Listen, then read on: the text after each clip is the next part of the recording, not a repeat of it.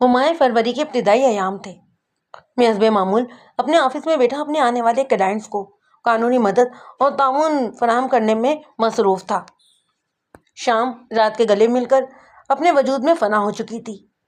میں بھی ایک کلائنٹ سے فارغ ہوا ہی تھا کہ ایک جوڑا میرے چیمبر میں داخل ہوا۔ میری سیکرٹری نے ان کی آمد کی اطلاع مجھے بیشت کی دے دی تھی۔ وہ اپائنٹمنٹ کے بغیر آئے تھے، جس کا مطلب یہ تھا کہ وہ کسی ہنگامی اور سنگین نوعیت کے مسئلے سے دوچار ہیں۔ اگر روٹین کا کوئی معاملہ ہوتا تو وہ یقیناً مجھ سے ملاقات کے لیے پیچیدگی وقت لے لیتے۔ میں نے اپنی عادت کے مطابق میچہ ورانہ مسکراہٹ سے ان کا استقبال کیا اور انہیں بیٹھنے کو کہا۔ وہ باڈی لینگویج اور چہرے کے تاثرات سے میاں بیوی نظر آتے۔ بعد ازاں میرا یہ اندازہ 100% درست ثابت ہوا۔ مرد کی عمر 55 کے قریب قریب دکھائی دیتی، رنگت سانولی اور چہرے پر داڑھی ہلکی ہلکی سی موجود تھی۔ وہ دراز قامت اور متناسب جسم کا مالک تھا۔ اس کے الٹ عورت گوری چٹی پستہ قامت اور اچھی خاصی فربہ مائل عورت تھی۔ اس نے آنکھوں پر نظر کا چشمہ بھی لگا رکھا تھا۔ اس کی عمر 50 کے آس پاس رہی ہوگی۔ رسمی سلام دعا کے بعد میں اصل موضوع کی طرف آ گیا اور باری باری ان کے چہروں کا جائزہ لینے کے بعد پوچھا، جی فرمائیں، میں آپ کی کیا خدمت کر سکتا ہوں؟ مرد نے اپنی گفتگو آغاز کرتے ہوئے کہا، وکیل صاحب، میرا نام نصیر شاہ ہے اور یہ میری بیوی ہے فریدہ۔ پھر اس نے اپنے پہلو میں بیٹھی عورت کی جانب دیکھا اور مزید بتانے لگا، ہم اپنے بیٹے ناصر محمود کے لیے بے حد پریشان ہیں اور اسی سلسلے میں ہم آپ کے پاس آئے ہیں۔ ہمیں آپ کی مدد کی بہت ضرورت ہے۔ میں نے کاغذ قلم سنبھالتے ہوئے گہری سنجیدگی سے سوال کیا، آپ کے بیٹے کو کیا ہوا ہے شاہ جی؟ نصیر شاہ نے دکھی لہجے میں بتایا، ناصر کو پولیس نے گرفتار کر لیا ہے۔ میں سیدھا ہو کر بیٹھ گیا اور پوچھا، پولیس نے آپ کے بیٹے کو کس جرم میں گرفتار کیا ہے؟ اس نے جواب دیا، ناصر پر قتل کا الزام لگایا جا رہا ہے۔ اوہ، میں نے گہری سانس لی۔ پولیس نے آپ کے بیٹے پر کس شخص کو قتل کرنے کا الزام عائد کیا ہے؟ وہ ٹھہرے ہوئے انداز میں بولا، ڈاکٹر عمر حیات۔ میں نے تیز لہجے میں سوال کیا، یہ کب کا واقعہ ہے؟ میرا مطلب یہ ہے کہ آپ کے بیٹے ناصر کو کب گرفتار کیا گیا ہے؟ اس نے ٹوٹے ہوئے لہجے میں جواب دیا، 2 دن پہلے 4 فروری کو۔ اس کا مطلب تو یہ ہوا، میں نے سوچ میں ڈوبے ہوئے لہجے میں کہا، اگلے روز یعنی 5 فروری کو اسے عدالت میں پیش کر کے پولیس نے اس کا جسمانی ریمانڈ بھی حاصل کر لیا ہوگا اور وہ اس وقت حوالات کی تھانے میں بند ہوگا۔ اس نے ہمیں گردن ہلاتے ہوئے کہا، جی ہاں، یہی صورتحال ہے۔ میں نے سوال کیا، آپ کے بیٹے کو کہاں سے گرفتار کیا گیا تھا؟ اس نے جواب دیا، گھر سے۔ میں ذرا تفصیل سے یہ بات جاننا چاہتا ہوں کہ آپ کے بیٹے اور مقتول کا آپس میں تعلق کیا تھا؟ میں نے نصیر شاہ کی آنکھوں میں دیکھتے ہوئے پوچھا، پولیس کے پاس گرفتاری کا جواز کیا ہے؟ میں نے نمازی توقف کی، پھر اپنی بات میں اضافہ کرتے ہوئے کہا، کیا ملزم اور مقتول کے درمیان کسی بھی قسم کی کوئی ذاتی دشمنی وغیرہ تھی؟ نہ کوئی ذاتی دشمنی تھی اور نہ ہی کوئی جھگڑا تھا جناب، فریدہ نے پہلی بار لب کشائی کرتے ہوئے بتایا۔ میرا بچہ ناصر بڑا ہی شریف اور خوش اخلاق ہے۔ ڈاکٹر عمر حیات تو اس کی بڑی تعریف کیا کرتا تھا۔ پتہ نہیں یہ اچانک سب کیسے ہو گیا؟ میں نے قد قلمی کرتے ہوئے کہا، 1 منٹ فریدہ جی، آپ کی وضاحت سے تو لگتا ہے کہ ناصر کا مقتول ڈاکٹر کے ساتھ گہرا تعلق تھا۔ وکیل صاحب، آپ کا اندازہ بالکل درست ہے، فریدہ نے تائیدی انداز میں گردن کو ہلاتے ہوئے کہا۔ ناصر دراصل ڈاکٹر عمر کے پاس کماؤنٹری کرتا تھا۔ فریدہ کی بات مکمل ہوئی تو نصیر شاہ نے تفصیلات کو آگے بڑھاتے ہوئے بتایا، وکیل صاحب، ناصر کوئی 4 سال سے اس کلینک میں کام کر رہا تھا، لیکن اس کی ذات کے حوالے سے آج تک کوئی معمولی سا منفی واقعہ بھی پیش نہیں آیا۔ وہ دونوں ڈاکٹروں کی نظر میں معتبر اور امن پسند لڑکا تھا۔ پتہ نہیں یہ بیٹے بیٹھائے کیا ہو گیا کہ ہم اچانک ہی اس مصیبت میں پھنس گئے۔ میں نے ٹھہرے ہوئے لہجے میں پوچھا، آپ نے دونوں ڈاکٹروں کا بھی ذکر کیا ہے، کیا اس کلینک پر مقتول کے علاوہ کوئی اور ڈاکٹر بھی کام کرتا ہے؟ نصیر شاہ وضاحت کرتے ہوئے بولا، وکیل صاحب، میں نے جس کلینک کی بات کی ہے نا، اس کا نام کشور کلینک ہے اور یہ دن رات یعنی 24 گھنٹے کا کلینک ہے۔ دن میں ڈاکٹر یاور عباس بیٹھتا ہے، جس کے ساتھ آصف نامی ایک لڑکا ڈسپینسر کے طور پر کام کرتا ہے، اور رات میں ڈاکٹر عمر حیات ناصر کی مدد سے کلینک سنبھالتا تھا۔ لیکن وہ لمحے بھر کے لیے رکا اور ایک گہری سانس خارج کی اور اپنے سلسلہ کلام کو جاری رکھتے ہوئے بتانے لگا، ڈاکٹر عمر حیات اور ڈاکٹر یاور عباس میں بڑا ہی قریبی رشتہ بھی ہے۔ مقتول عمر حیات ڈاکٹر یاور کا ماموں لگتا ہے۔ میرا مطلب یہ ہے کہ ماموں لگتا تھا۔ لیکن حیرت کی بات یہ ہے کہ دونوں ہی ڈاکٹروں کی عادت اور مزاج میں زمین آسمان کا فرق تھا۔ ڈاکٹر یاور اگر روشن دن ہے تو ڈاکٹر عمر حیات تاریخ رات۔ میری تو سمجھ میں ہی نہیں آ رہا کہ یہ دونوں ایک ساتھ مل کر کلینک چلا کیسے رہے تھے۔ فریدہ نے بھی کہا، میں نے ناصر سے کئی مرتبہ کہا تھا کہ وہ دن کی ڈیوٹی لگوا لے، لیکن وہ کہتا تھا کہ ڈاکٹر عمر نہیں مانتا، اسے ناصر کے ساتھ ہی کام کرنے میں مزہ آتا ہے۔ اور اب دیکھ لیں اس مزے نے کیا کام دکھایا ہے، ہم تو ایک عذاب میں گرفتار ہو گئے ہیں نا۔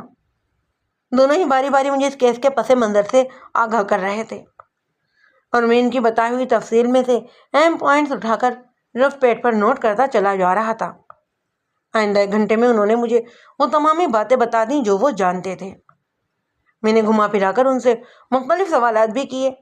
ان میں ابھی سے حاصل ہونے والی معلومات کو میں آپ کی خدمت میں پیش کیے دیتا ہوں، مگر مختصر، تاکہ آپ اس کیس کے پس منظر سے آگاہ ہو جائیں اور آگے بڑھتے ہوئے آپ کو کوئی الجھن کا احساس نہ ہو۔ ملزم ناصر محمود کا تعلق لوئر مڈل کلاس فیملی سے تھا اور یہ فیملی صرف 4 افراد پر مشتمل تھی۔ میں نے لوئر مڈل کلاس کے الفاظ اس لیے استعمال کیے ہیں کہ اس زمانے میں اس کلاس کا وجود واقعی قائم تھا۔ وقت گزرنے کے ساتھ ساتھ صرف 3 کلاسز یعنی لوئر، مڈل اور اپر باقی رہ گئیں۔ ان دنوں تو مڈل کلاس بھی غائب ہو گئی ہے۔ اس درمیانی کلاس سے تعلق رکھنے والے افراد جنہوں نے جیسے تیسے بھی صحیح ہاتھ پاؤں مار کر آگے بڑھنے کی کوشش کی اور وہ اپر کلاس میں چلے گئے، اور جو مناسب انداز میں ہاتھ پاؤں کو حرکت نہیں دے سکے، مہنگائی کے طوفان نے انہیں چٹکیوں میں مسل کر لوئر کلاس میں پھینک دیا۔ بہرحال فریدہ ایک گھریلو عورت تھی۔ نصیر شاہ سائٹ کے علاقے میں واقع ایک ٹیکسٹائل مل میں کام کرتا تھا۔ ناصر کی چھوٹی بہن شازیہ ان دنوں گریجویشن کے فائنل میں تھی۔ ناصر نے خود انٹر سائنس کر رکھا تھا۔ انٹر کے امتحانات میں کم نمبر آنے کے سبب وہ میڈیکل کالج میں نہیں جا سکا۔ ویسے حقیقت تو یہ ہے کہ نصیر شاہ کی بھی معاشی حیثیت ایسی نہیں تھی کہ وہ بیٹے کو ڈاکٹر بنا پاتا۔ بہرحال دل براشتہ ہو کر ناصر نے اپنی پڑھائی کو خیر بات کہہ دیا اور چند ماہ کی آوارہ گردی کرنے کے بعد خط پڑھ کے 13 آدھی ملاقات ہو گئی کہ مصادق کمپاؤنڈر کو آدھی ڈاکٹری سمجھتے ہوئے وہ ڈسپینسر بن گیا۔ کشور کلینک گلشن اقبال کے گلجان آباد رہائشی علاقے میں واقع تھا۔ ان دنوں ڈے اینڈ نائٹس کا کلینکس کا نیا رواج شروع ہوا تھا۔ کہنے کو تو یہ 24 گھنٹے کے کلینکس تھے، لیکن یہاں بھی 24 گھنٹے کا مطلب 24 گھنٹے نہیں تھا۔ ان اوقات میں مختلف نوعیت کے وقفے بھی ہوا کرتے، مثلاً وقفہ برائے فلاں اور وقفہ برائے فلاں وغیرہ وغیرہ۔ ڈاکٹر یاور عباس کی ڈیوٹی صبح یعنی 11 بجے سے ساپیر دوپہر 2 بجے تک ہوتی، پھر وقفہ برائے کھانا اور آرام کے لیے ڈاکٹر اپنے گھر چلا جاتا۔ شام کو 6 بجے وہ دوبارہ تشریف لاتا اور پھر رات 11 بجے تک وہ کلینک میں مریضوں کے ساتھ مصروف رہتا۔ اس کی رہائش حسن اسکوائر کے علاقے میں تھی۔ ڈاکٹر عمر حیات یعنی کہ مقتول رات 11 بجے کلینک پر پہنچتا تھا، پھر وہ صبح 6 یا 7 بجے وہاں سے رخصت ہو جاتا۔ وہ صبح میں کسی سرکاری اسپتال میں ملازمت کرتا تھا۔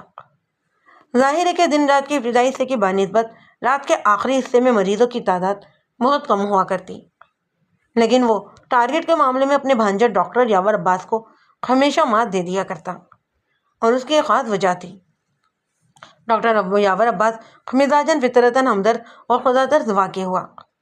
وہ اپنے پاس آنے والے مریضوں کو 20-30 روپے کی دوا دے کر فارغ کر دیا کرتا، جبکہ اس کے ماموں مقتول عمر حیات کی طبیعت اور فطرت بڑی اوکھی ٹائپ کی تھی۔ وہ خاصا موقع پرست، خود غرض اور کاروباری واقع ہوا۔ اس کا خیال یہ تھا کہ آدھی رات کے بعد کلینک کا رخ وہی لوگ کرتے ہیں جن کے ساتھ کوئی ایمرجنسی ہو، یعنی کوئی ان کی مجبوری کھینچ کر انہیں کلینک تک لے کر آتی تھی۔ لہٰذا ایسے لوگوں کی مجبوریوں سے فائدہ اٹھانا وہ اپنا حق سمجھتا۔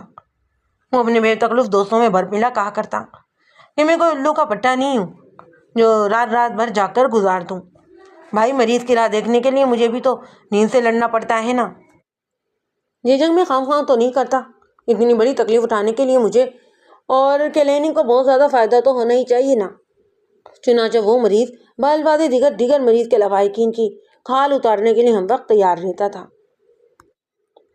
اگر کسی مصیبت زدہ نے اس کے پاس آ کر پیٹ میں درد کی شکایت کر دی نا تو سمجھے کہ اس کی جیب کا جنازہ نکل گیا۔ درد معمولی نوعیت کی بدہضمی کا ہو یا پھر گردے پرتے، پتا، اپینڈکس وغیرہ کا، ڈرپ تو سمجھے لازمنی چڑھے گی۔ ایک آدھ موشن بھی ہو گیا تو ڈرپ اتنی ہی ضروری ہے جتنی کہ زندہ رہنے کے لیے آکسیجن ضروری ہوتی ہے، اور اگر سینے میں بھاری پن ہے تو چاہے وہ تیزابیت کے باعث ہی کیوں نہ ہو، ای سی جی تو ہر لازمی صورت میں ہوگی۔ ان دنوں ای سی جی اور الٹرا ساؤنڈ مشین نئی متعارف ہوئی تھی۔ میری مراد کلینک پر متعارف ہونے سے، بڑے اسپتال وغیرہ میں تو وہ پہلے سے ہی استعمال ہو رہی تھیں۔ سونوگرافی کو عام طور پر عورتیں ٹی وی والا ایکس رے کہتی تھیں۔ خوشخبری کی حامل خواتین کی سونوگرافی تو مقتول کے معمول میں شامل تھی۔ الغرض مقتول عمر حیات جب تک کسی مرض کو دو ڈھائی سو ٹھوک نہ دیتا اسے چین ہی نہیں ملتا۔ یہی وجہ تھی کہ وہ اوسطاً 3-4 مریض دیکھ کر بھی اپنے بھانجے کے 30-40 مریضوں سے ہونے والی آمدنی پر سب کر لے جاتا۔ بس کیا کہیں جناب، یہ تو اپنے اپنے رواج اور طریقہ واردات کی بات ہوتی ہے۔ لیکن یہ بات سمجھ میں نہیں آتی تھی کہ وہ مختلف سیاروں کے مخلوق ہونے کے باوجود بھی ایک ہی سیارے پر بسنے کے لیے مجبور کیوں تھے۔ سننے میں یہ بھی آیا تھا کہ یاور عباس انہی عادت کی بنا پر اپنے ماموں کو کچھ زیادہ پسند نہیں کرتا تھا۔ اسے سب معلوم ہو جاتا تھا کہ رات کو اس کلینک میں کس رنگ اور ڈھنگ میں مریض دیکھے جاتے ہیں۔ اکثر مریض جو رات کو مقتول کو دکھا کر گئے ہوتے وہ دن میں یاور عباس سے دوا لینے آتے تھے تو ماموں جان کی پول پٹیاں کھول کر سامنے آ جاتی۔ یاور عباس تہ دل سے خواہ تھا کہ وہ عمر حیات سے ہلاک ہو جائے، پر فی الحال یہ اس کے لیے ممکن نہیں تھا، کیونکہ اس کی ممی ناہید کا جھکاؤ اپنے بھائی جان یعنی عمر حیات کی جانب تھا، اور وہ اپنی ممی کو ناراض نہیں کر سکتا تھا اور نہ ہی ان کی مرضی سے باہر قدم رکھ سکتا تھا، لہذا وہ ماموں نامی اس تلخ اور کڑوا گھونٹ پینے پر مجبور تھا۔ دن کی شفٹ میں کام کرنے والا ڈسپینسر آصف صبح 10 بجے کلینک پہنچتا تھا۔ کم و بیش اس وقت تک سوئی پر بھی آ جاتا جو کلینک کی صفائی وغیرہ کرتا۔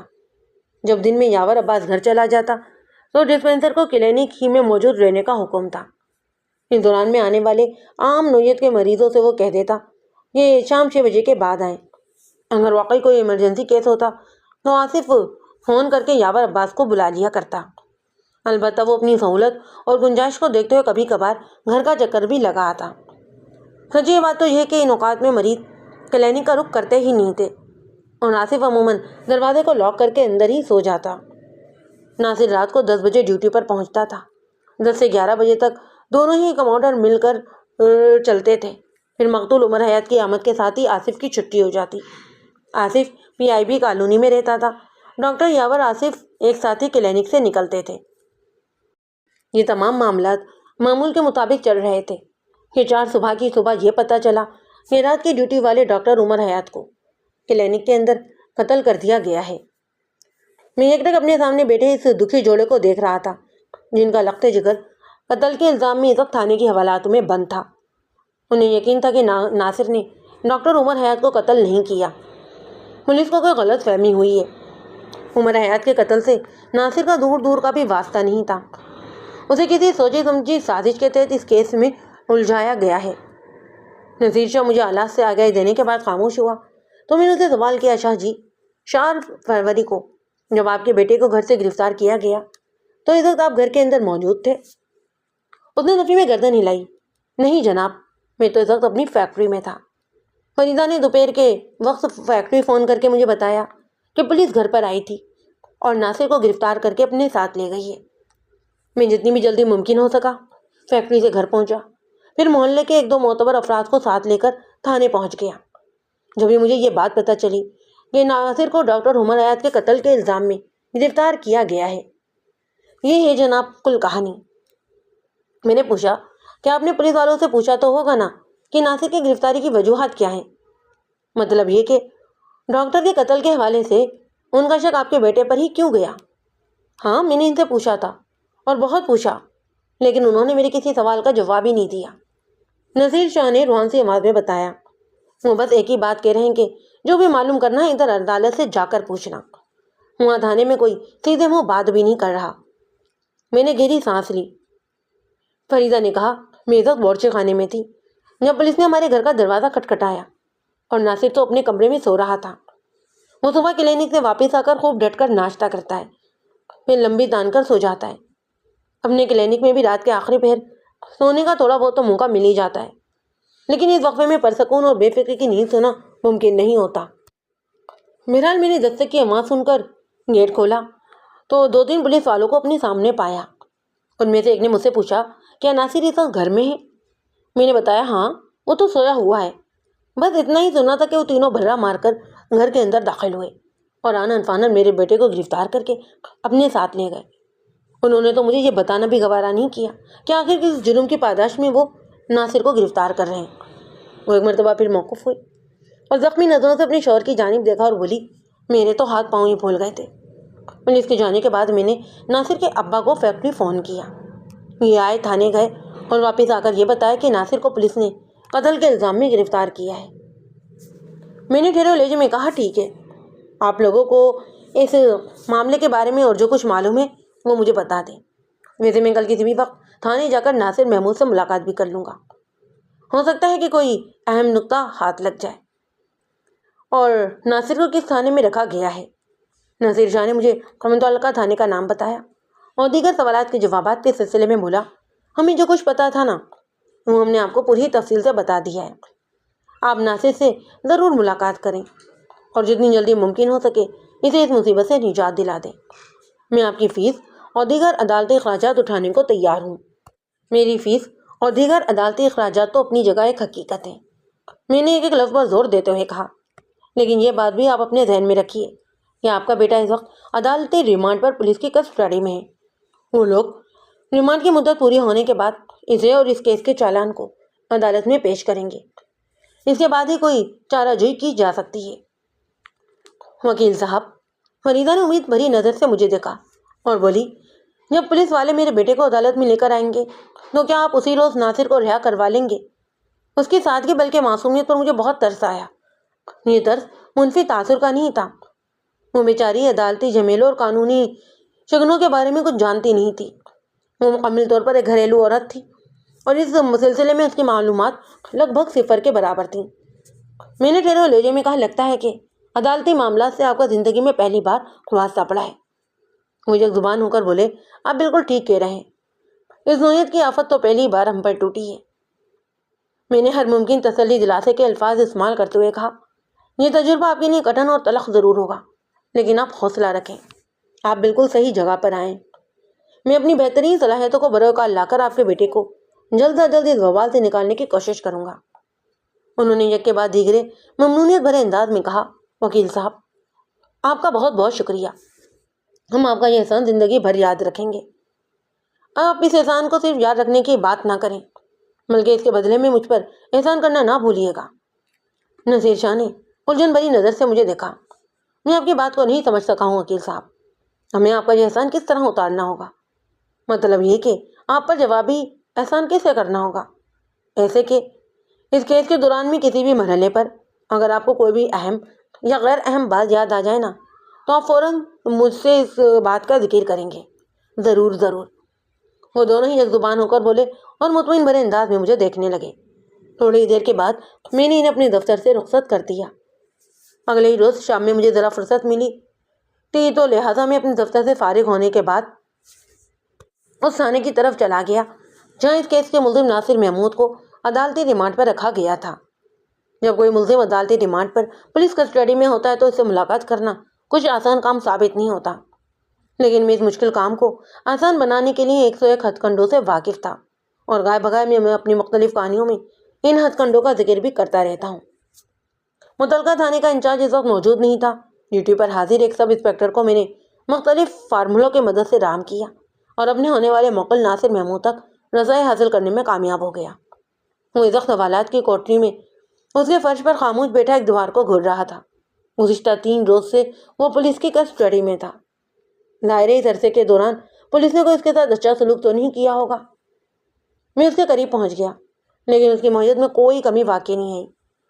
اس کے طرز عمل سے تو یہی لگتا کہ وہ وہاں میری موجودگی کو محسوس نہیں کر رہا تھا۔ وہ یک ٹک کوٹری کے دیوار کو تکے جا رہا تھا۔ میں نے کھنکار کر اسے اپنی جانب متوجہ کرنے کی کوشش کی۔ 3-4 مرتبہ ایسی کوشش کرنے کے بعد مجھے کامیابی ہوئی اور اس نے گردن گھما کر میری طرف دیکھا۔ اپنے سامنے ایک سوٹ بوٹ شخص کو کھڑے دیکھ کر اس کی پیشانی پر حیرت اور الجھن آمیز کی لکیریں نمودار ہوئیں۔ اسی لمحے میں نے زیر لب مسکراتے سے سوال کیا جوان کیا تم بہت پریشان ہو؟ میرے سوال میں ہمدردی اور بہت محبت بھری ہوئی تھی۔ اس نے تھانے کی حدود میں کڑکتے اور غصہ کرتے اور برستے ہوئے پولیس والوں کو ہی دیکھا تھا۔ اس کے تو وہم و گمان میں بھی نہیں آ سکتا تھا کہ اس فضا میں کوئی ایسے اپنایا تو بھرے دوستانہ انداز میں اسے مخاطب بھی کر سکتا ہے۔ اس کی آنکھوں اور چہرے پر میں یقینی سی چمک رہی تھی۔ آج سے بار ماحول میں اچانک اگر رمجم ہونے لگے تو یقین کرنے کو دل نہیں مانتا۔ تو ان لمحات میں ناصر محمود بھی کچھ اسی کیفیت سے گزر رہا تھا۔ ناصر کی عمر کم و بیش 25 سال رہی ہوگی۔ اس کے باپ کی زبانی مجھے معلوم ہو چکا تھا کہ چند سال پہلے اس نے انٹر کیا تھا۔ مجھے حوالات کی آہنی سلاخوں کے پاس کھڑے دیکھ کر وہ بھی کوٹری کے فرش سے اٹھ کر کھڑا ہو گیا۔ درمیانے قد اور مضبوط کاٹی کا مالک تھا۔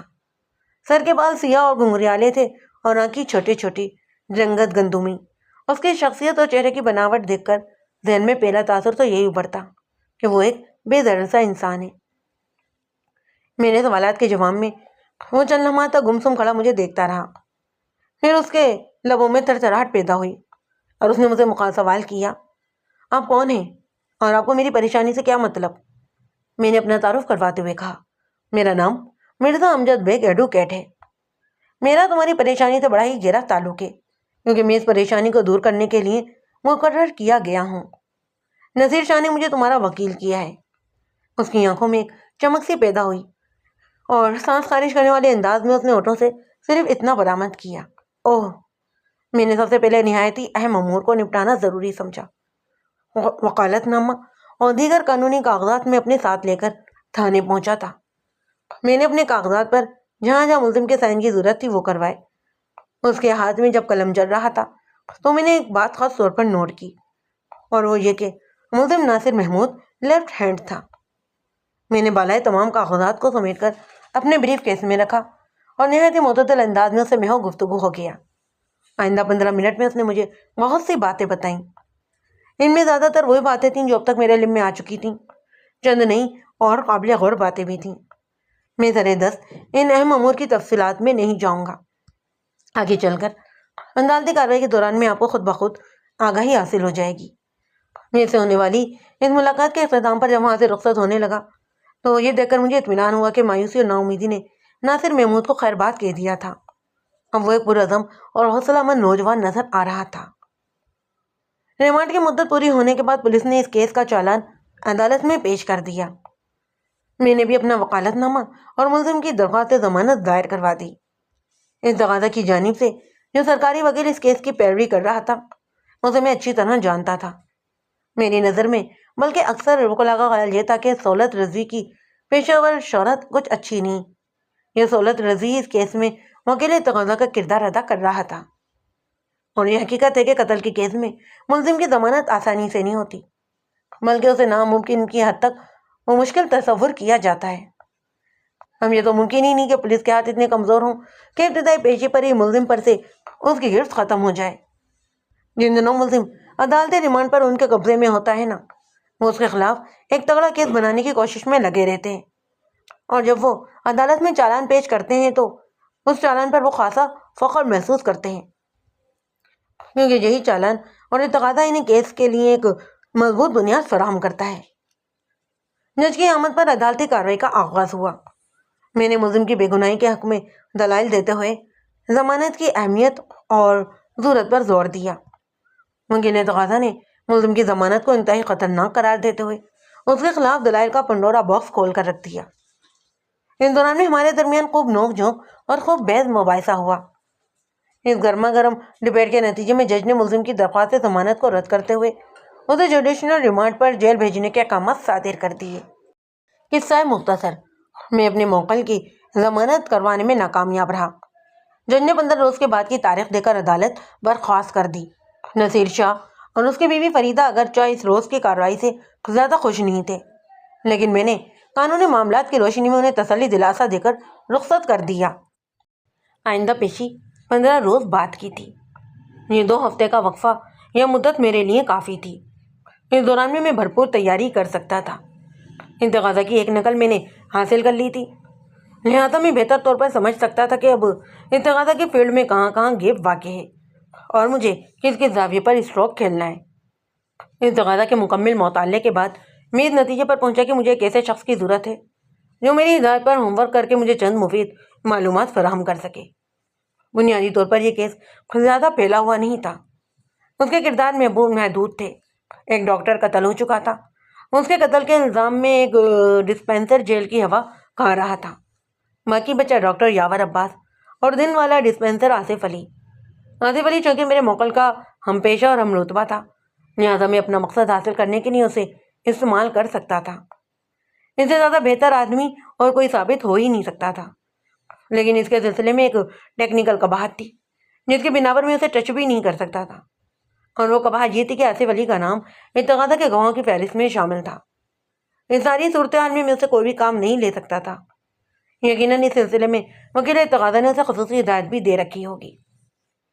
میں نے اگلے روز ناصر کے باپ نصیر شاہ کو اپنے دفتر میں بلایا اور اس سے کہا کہ مجھے کیسے بندے کی ضرورت ہے جو ناصر محمود اور کشور کلینک کے اندرونی اور بیرونی معاملات سے مکمل تک آگاہی رکھتا ہو. میں اس کے ذریعے چند اہم باتیں معلوم کرنا چاہتا ہوں. اس نے چند لمحے سوچنے کے بعد جواب دیا. ناصر کا ایک بہت ہی قریبی دوست ہے. اس کا نام حامد نواز ہے. وہ یہ کام بڑی آسانی سے کر سکتا ہے. وہ پہلے اس کلینک پر کام بھی کر چکا ہے. میں نے گہری سنجیدگی سے پوچھا، یا حامد نواز بھی پیشے کے اعتبار سے ایک ڈسپینسر ہی ہے؟ اس نے ہمیں جواب دیا، جی ہاں. دن والے کمانڈر آصف سے پہلے حمیدی کشور کلینک پر کام کرتا تھا. لگ بھگ 1 سال پہلے اس نے یہاں سے کام چھوڑا ہے. میں نے پرسوچ انداز میں گردن ہلائی. میں نے کہا ٹھیک ہے.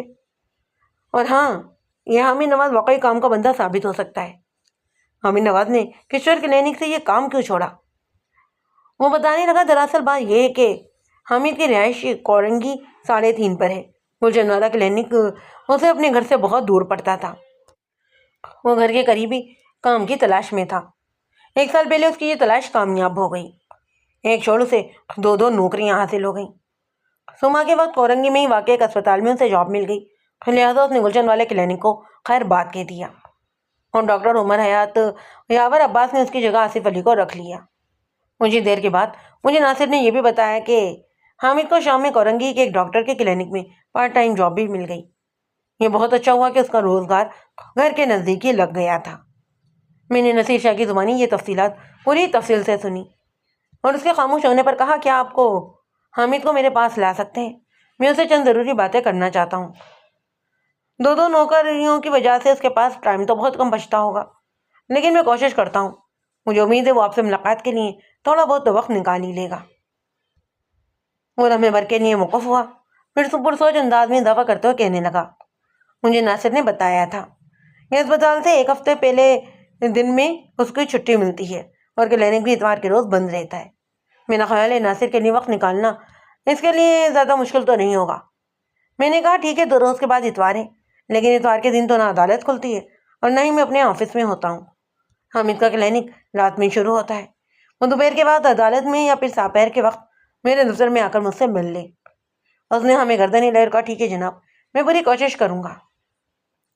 تھوڑی دیر کے بعد میں نے نصیر شاہ کو ضروری ہدایت کے ساتھ اپنے دفتر سے رخصت کر دیا. وہ پہلے کی بنسبت خاصا پرسکون اور مطمئن دکھائی دیتا. حامد نواز ایک دراز قامت اور دبلا پتلا شخص تھا. اس کی عمر 55 اور 30 کے درمیان رہی ہوگی. چہرہ بھی لموترا تھا اور رنگت سانولی اور بالوں کا اسٹائل ایک معروف چاکلیٹی ہیرو کے مانند. وہ فطری طور پر ایک کمگو شخص تھا. اپنی طرف سے کچھ بولنے کی عادت نہیں تھی اسے. جتنا پوچھو اتنا ہی جواب دے دیتا. نصیر شاہ کی درخواست پر وہ مجھ سے ملنے آ گیا تھا. میں نے اس کی فطرت اور مزاج کے مطابق نہایت مختصر مگر واضح الفاظ میں اسے صورتحال اور اپنی ضرورت سے اسے آگاہ کیا. اس نے پوری توجہ سے میری بات سنی اور گہری سنجیدگی سے بولا، وکیل صاحب، میں نے ناصر کے ساتھ اس کلینک میں 1 عرصے تک کام کیا ہے. اگرچہ ہماری ڈیوٹی الگ الگ اور شفٹ میں تھی، لیکن 1 آدھ گھنٹہ ہمیں ایک ساتھ کام کرنے کا موقع بھی مل جاتا.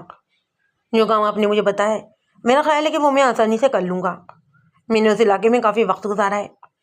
کلینک کی آس پاس کی دکانوں والے بھی مجھے اچھی طرح جانتے ہیں اور چند ایک سے تو میری دوستی بھی ہے. اگر میں اس طرح ناصر محمود کے کام آ سکوں تو مجھے بہت خوشی ہوگی. حامد نواز نے میرے کئی سوالوں کے جواب میں میری تسلی کرتے ہوئے کہا. بہرحال حامد نواز کی سنجیدگی اور رویے سے میں نے یہ اندازہ لگا لیا کہ وہ میرے لیے بہت کام کا بندہ ہے. میں اسے جو بھی مشن دوں گا وہ اس میں سرخرو ہو کر ہی دکھائے گا. میں نے آدھا گھنٹے میں اسے مختلف ہدایت دی اور مطمئن ہونے کے بعد اسے جانے کی اجازت دے دی. وہ اٹھ کر کھڑا ہوا تو میں نے پوچھا، ہماری آئندہ ملاقات کب ہو رہی ہے؟ میں انشاءاللہ 2-3 دنوں کے بعد آپ کی طرف چکر لگاؤں گا، کسی خوشخبری کے ساتھ نا۔ میں نے امید بھری نظر سے اسے دیکھا۔ مقدس سے بولا، جی بالکل وکیل صاحب، آپ نے جو ذمہ داری مجھے سونپی ہے نا، میں اسے پورا کرنے کی کوشش کروں گا نا۔ میرے پاس سا پیر کا وقت ہی کافی ہوتا ہے۔ اسی دوران میں کشور کلینک کا بھی میں چکر لگاؤں گا، اور جیسا کہ میں نے آپ کو بتایا ہے نا، کلینک والے علاقے میں 2-4 دکانداروں سے میری اچھی سلام دعا ہے۔ اب میں انہیں لوگوں کو اپنا ٹارگٹ بناؤں گا۔ ان کی دکانیں کلینک کے آس پاس ہے نا، سو اس کلینک میں ہر آنے والے بندے پر ان کی نظر بھی رہتی ہے، اور میں سمجھتا ہوں وہ کلینک کے اندر پیش آنے والے اکثر واقعات کی آگاہی بھی رکھتے ہیں۔ اس سے آپ کا مقصد حاصل ہو جائے گا۔ کلینک کے اندر پیش آنے والے واقعات کی آگاہی، میں نے سوچ میں ڈوبے ہوئے لہجے میں کہا۔ ڈاکٹر عمر حیات کا قتل بھی تو کلینک کے اندر ہی ہوا ہے، اس کا مطلب ہے یہ نقطہ بڑا ہی اہم ہے۔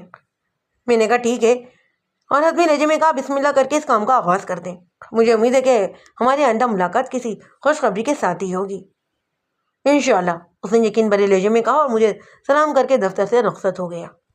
حامد نواز کے جانے کے بعد میں اس کیس کے مختلف پہلوؤں پر غور کرنے لگا۔ نادر شاہ کی زبانی جو معلومات مجھ تک پہنچی تھی، ان میں زیادہ دمخم نہیں تھا۔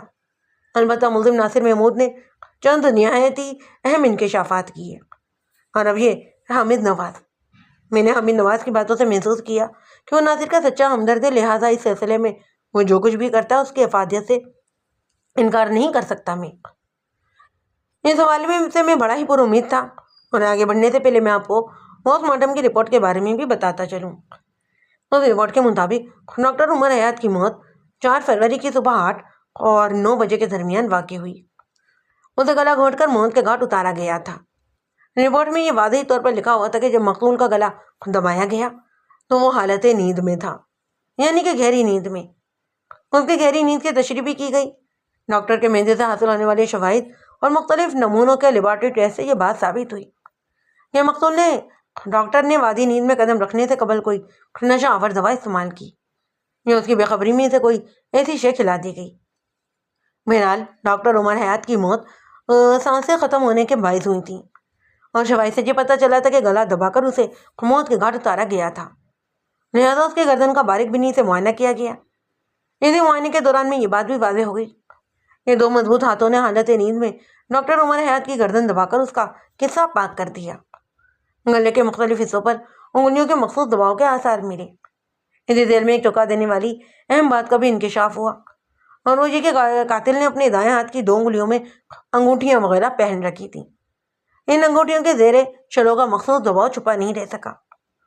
انگلیوں کے دباؤ میں اسے نمایاں حیثیت حاصل تھی۔ اگلی پیشی میں بھی چند روز باقی تھے۔ 3 دن کے بعد حامد نواز عدالت میں آ کر مجھ سے ملا۔ وہ سٹی کورٹ میں پوچھتا پوچھاتا مجھ تک پہنچ گیا تھا۔ میں نے اس کے چمکتے ہوئے چہرے کو دیکھتے ہی سمجھا کہ وہ کوئی مفید اور اہم خبر لایا ہے۔ ملاقات پر اس نے میرے اندازے کی بھی تصدیق کر دی۔ اس نے میری مطلوبہ تمام معلومات حاصل کر لی تھیں۔ میں نے اسے اس کا شکریہ ادا کیا، اور جب وہ جانے لگا تو میں نے پوچھا، حامد، تم نے ناصر محمود کی خاطر بہت بڑا کام کیا ہے، یہ سے ثابت یہ ہوتا ہے کہ تم اس کے سچے دوست ہو، یا تم اس کیس کی عدالتی کارروائی دیکھنے آیا کرو گے؟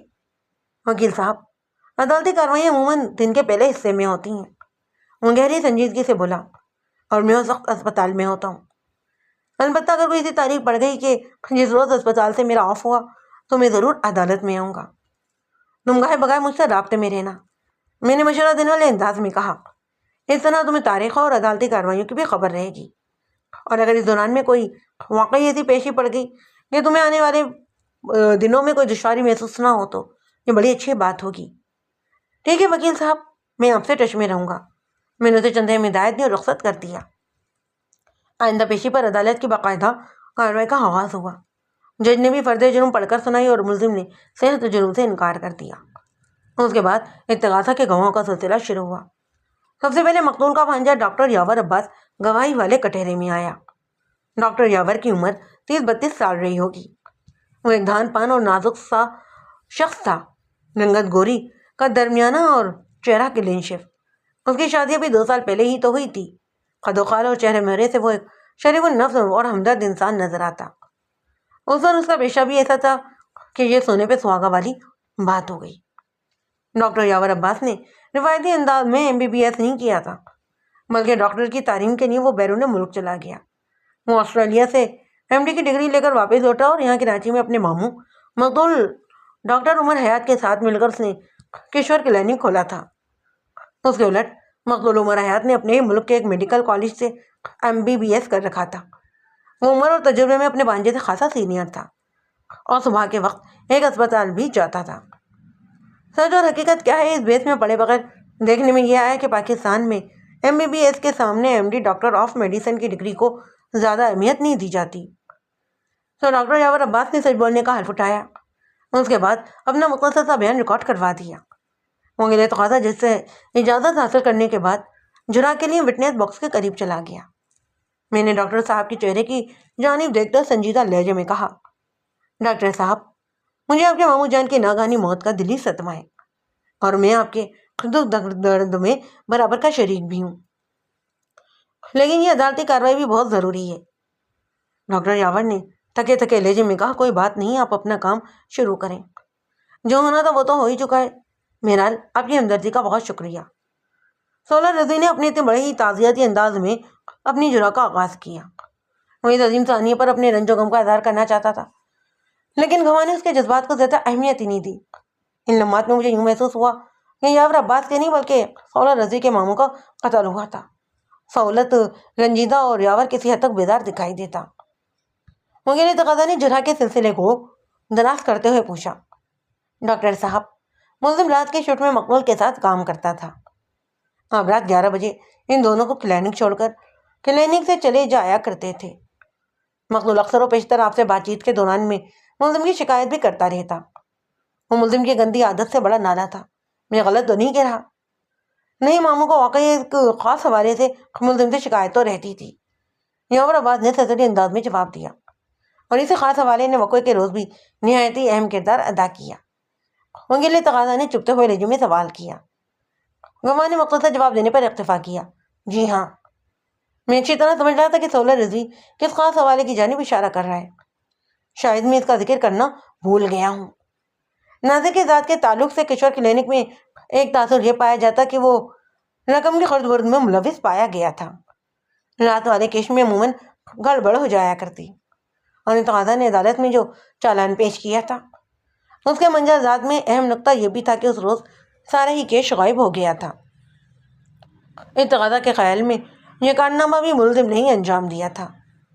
وکیل تقاضا نے اگلا سوال کیا، ڈاکٹر صاحب، آپ کے ماموں کے قتل کے وقت کلینک میں کتنا رش موجود تھا؟ میں بالکل درست فگر تو نہیں بتا سکتا، گواہ نے تھکے ہوئے لہجے میں ایک بار پھر کہا، لیکن میرے اندازے کے مطابق نہ کم از کم 4,500 تو ہوں گے ہی۔ یا یہ صحیح ہے کہ وقوع سے چند روز قبل مقتول نے کیشی کے سلسلے میں ملزم کو کھری کھری خاصی سنا کر رکھ دی تھی؟ وکیل تقاضا نے اپنا مقصد حاصل کرنے کے لیے ایک خاص دعوے سے جاکوریت کو جاری رکھا۔ یاور عباس نے ہمیں گردن لاتے ہوئے کہا، ہاں یہ بات صحیح ہے۔ وکیل تقاضا نے کہا، اور مقتول نے ملزم کو یہاں تک وارننگ دی تھی کہ اگر آئندہ اس نے ایسی حرکت کی نہ تو اس کی چھٹی کر دی جائے گی؟ ہاں، ایسی ہی بات ہوئی تھی، اور اس واقعے کے چند روز بعد ہی ڈاکٹر عمر حیات کو کلینک کے اندر اس طرح قتل کر دیا گیا کہ سارا ہی کیس غائب تھا۔ وکیل تقاضا نے ڈرامائی انداز اختیار کرتے ہوئے کہا، میں غلط تو نہیں کہہ رہا؟ نہیں، آپ درست فرما رہے ہیں، یاور عباس نے جواب دیا۔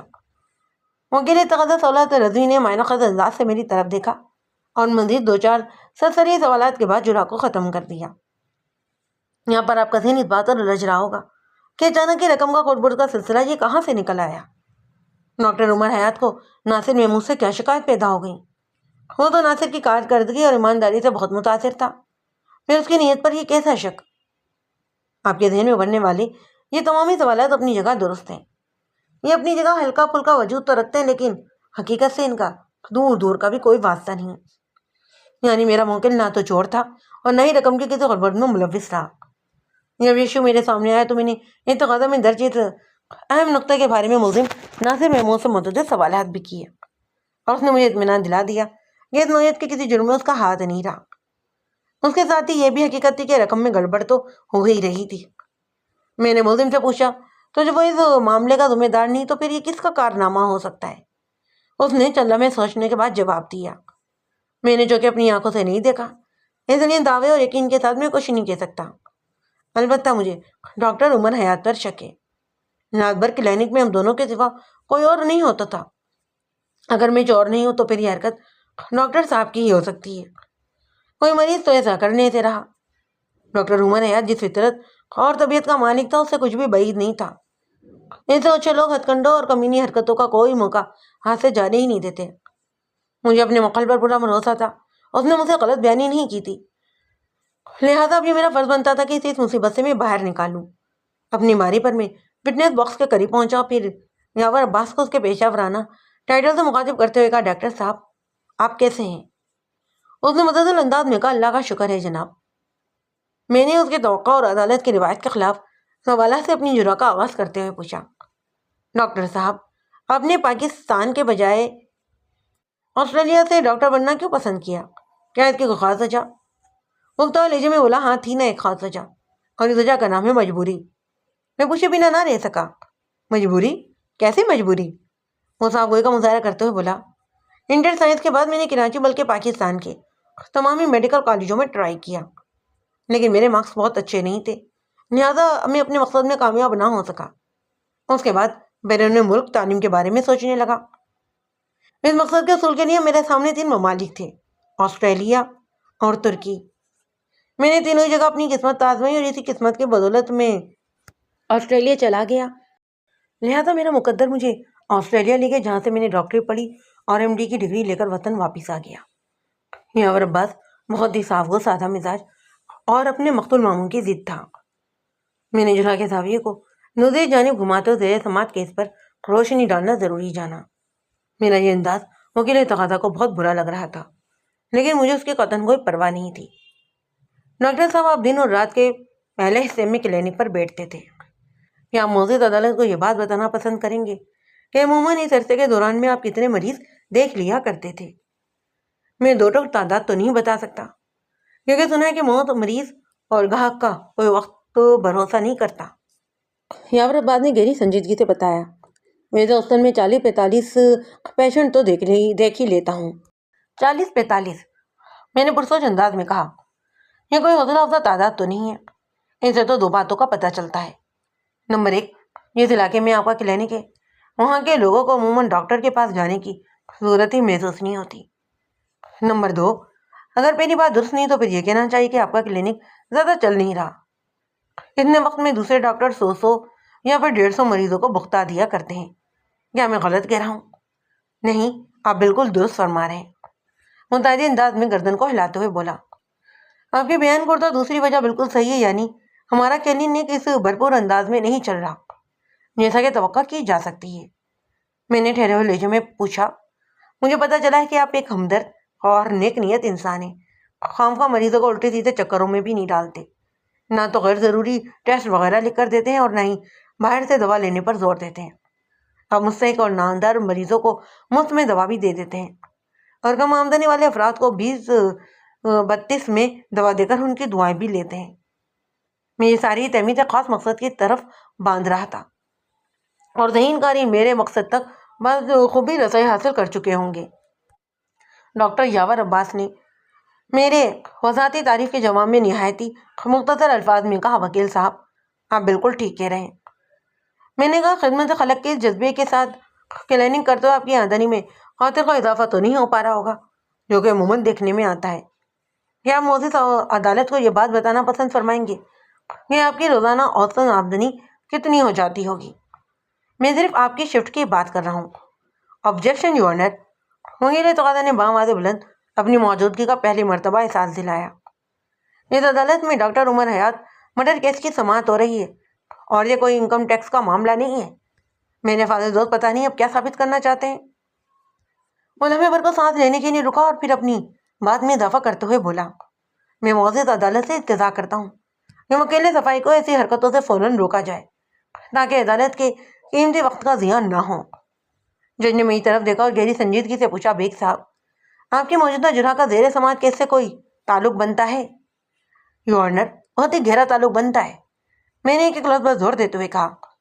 سولہ رضوی بھرپے ہوئے لہجے میں بولا, جناب عالی وکیل صفائی سے پوچھا جائے کہ ڈاکٹر عمر حیات کے قتل کا ڈاکٹر یاور عباس کی روزانہ آمدنی سے تعلق کیا بنتا ہے؟ جج نے سوالی نظر سے مجھے دیکھا اور کہا, بیگ صاحب آپ اس سلسلے میں کیا کہتے ہیں؟ میں نے کہا جناب علی، جیسا کہ میں پہلے ہی بتا چکا ہوں کہ میری اس جرح کا زیر سماج کیسے بڑا ہی گہرا تعلق ہے۔ میں اب بھی اپنے موقف پر قائم ہوں، لیکن سر دست میں یہ تعلق بیان نہیں کر سکتا۔ اسے بہت ساری پیچیدگیاں پیدا ہونے کا خطرہ ہے، لیکن میں معزز عدالت کو یہ یقین دلاتا ہوں کہ عدالتی کارروائی جیسے جیسے آگے بڑھے گی نا، صورتحال واضح ہوتی چلی جائے گی۔ صالح رضوی نے تنزیہ لہجے میں کہا، بڑا ہی خوبصورت بنا بنایا ہے۔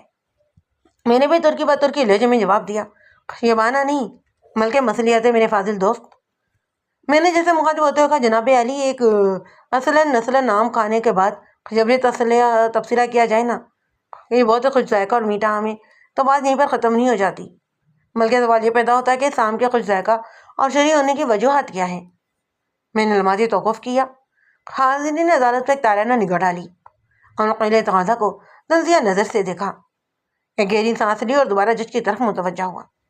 میں نے ٹھہرے ہوئے لہجے میں کہا، جناب علی، یہ عدالت کا کمرہ ہے اور یہاں قتل کے کیس کی سماعت ہو رہی ہے۔ یہ آم کے آم اور گٹھلیوں کے دام والا کھیل نہیں ہے، اور نہ ہی یہ کہہ کر جان چھڑائی جا سکتی ہے کہ آم کھائیں پیڑ نہ گنیں۔ رضوی صاحب، تو آم کھائے جائیں گے، اس کی کوئی ممانعت نہیں، لیکن اس کے ساتھ یہ بھی تو دیکھنا پڑے گا نا کہ خوش ذائقہ آم کس پیڑ کی فصل ہے، یا اس پیڑ پر آنے والے تمام ہی آم ایسے ہی شیریں خوش ذائقہ ہیں۔ وہ پیڑ کس باغ میں واقع ہے، مالی کون ہے، وہ کس انداز میں باغ کی دیکھ بھال کرتا ہے، پیڑ کی عمر کیا ہے، اس کے تنے کی صحت کیسی ہے، اس کی جڑیں کہاں تک پھیلی ہوئی ہیں، اور وہ کس نسل کے بیچ سے وجود میں آیا ہے۔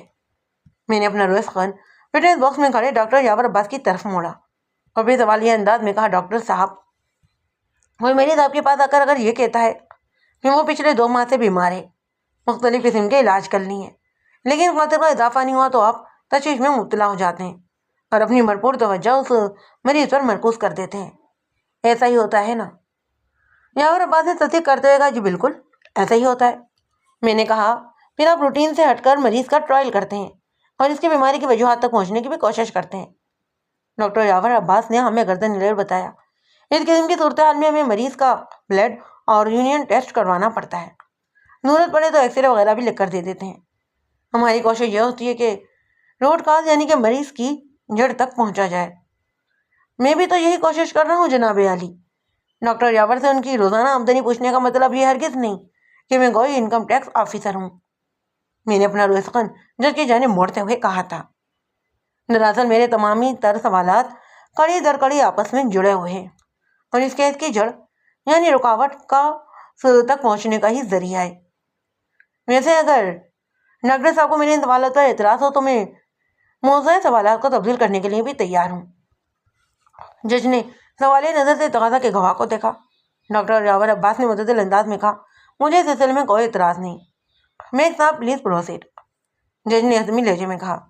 میں نے فاتحانہ انداز میں صالح رضوی کو دیکھا اور پھر تقاضا کے گواہ کی طرف متوجہ ہو گیا۔ وہ بھی میری ہی جانب دیکھ رہا تھا۔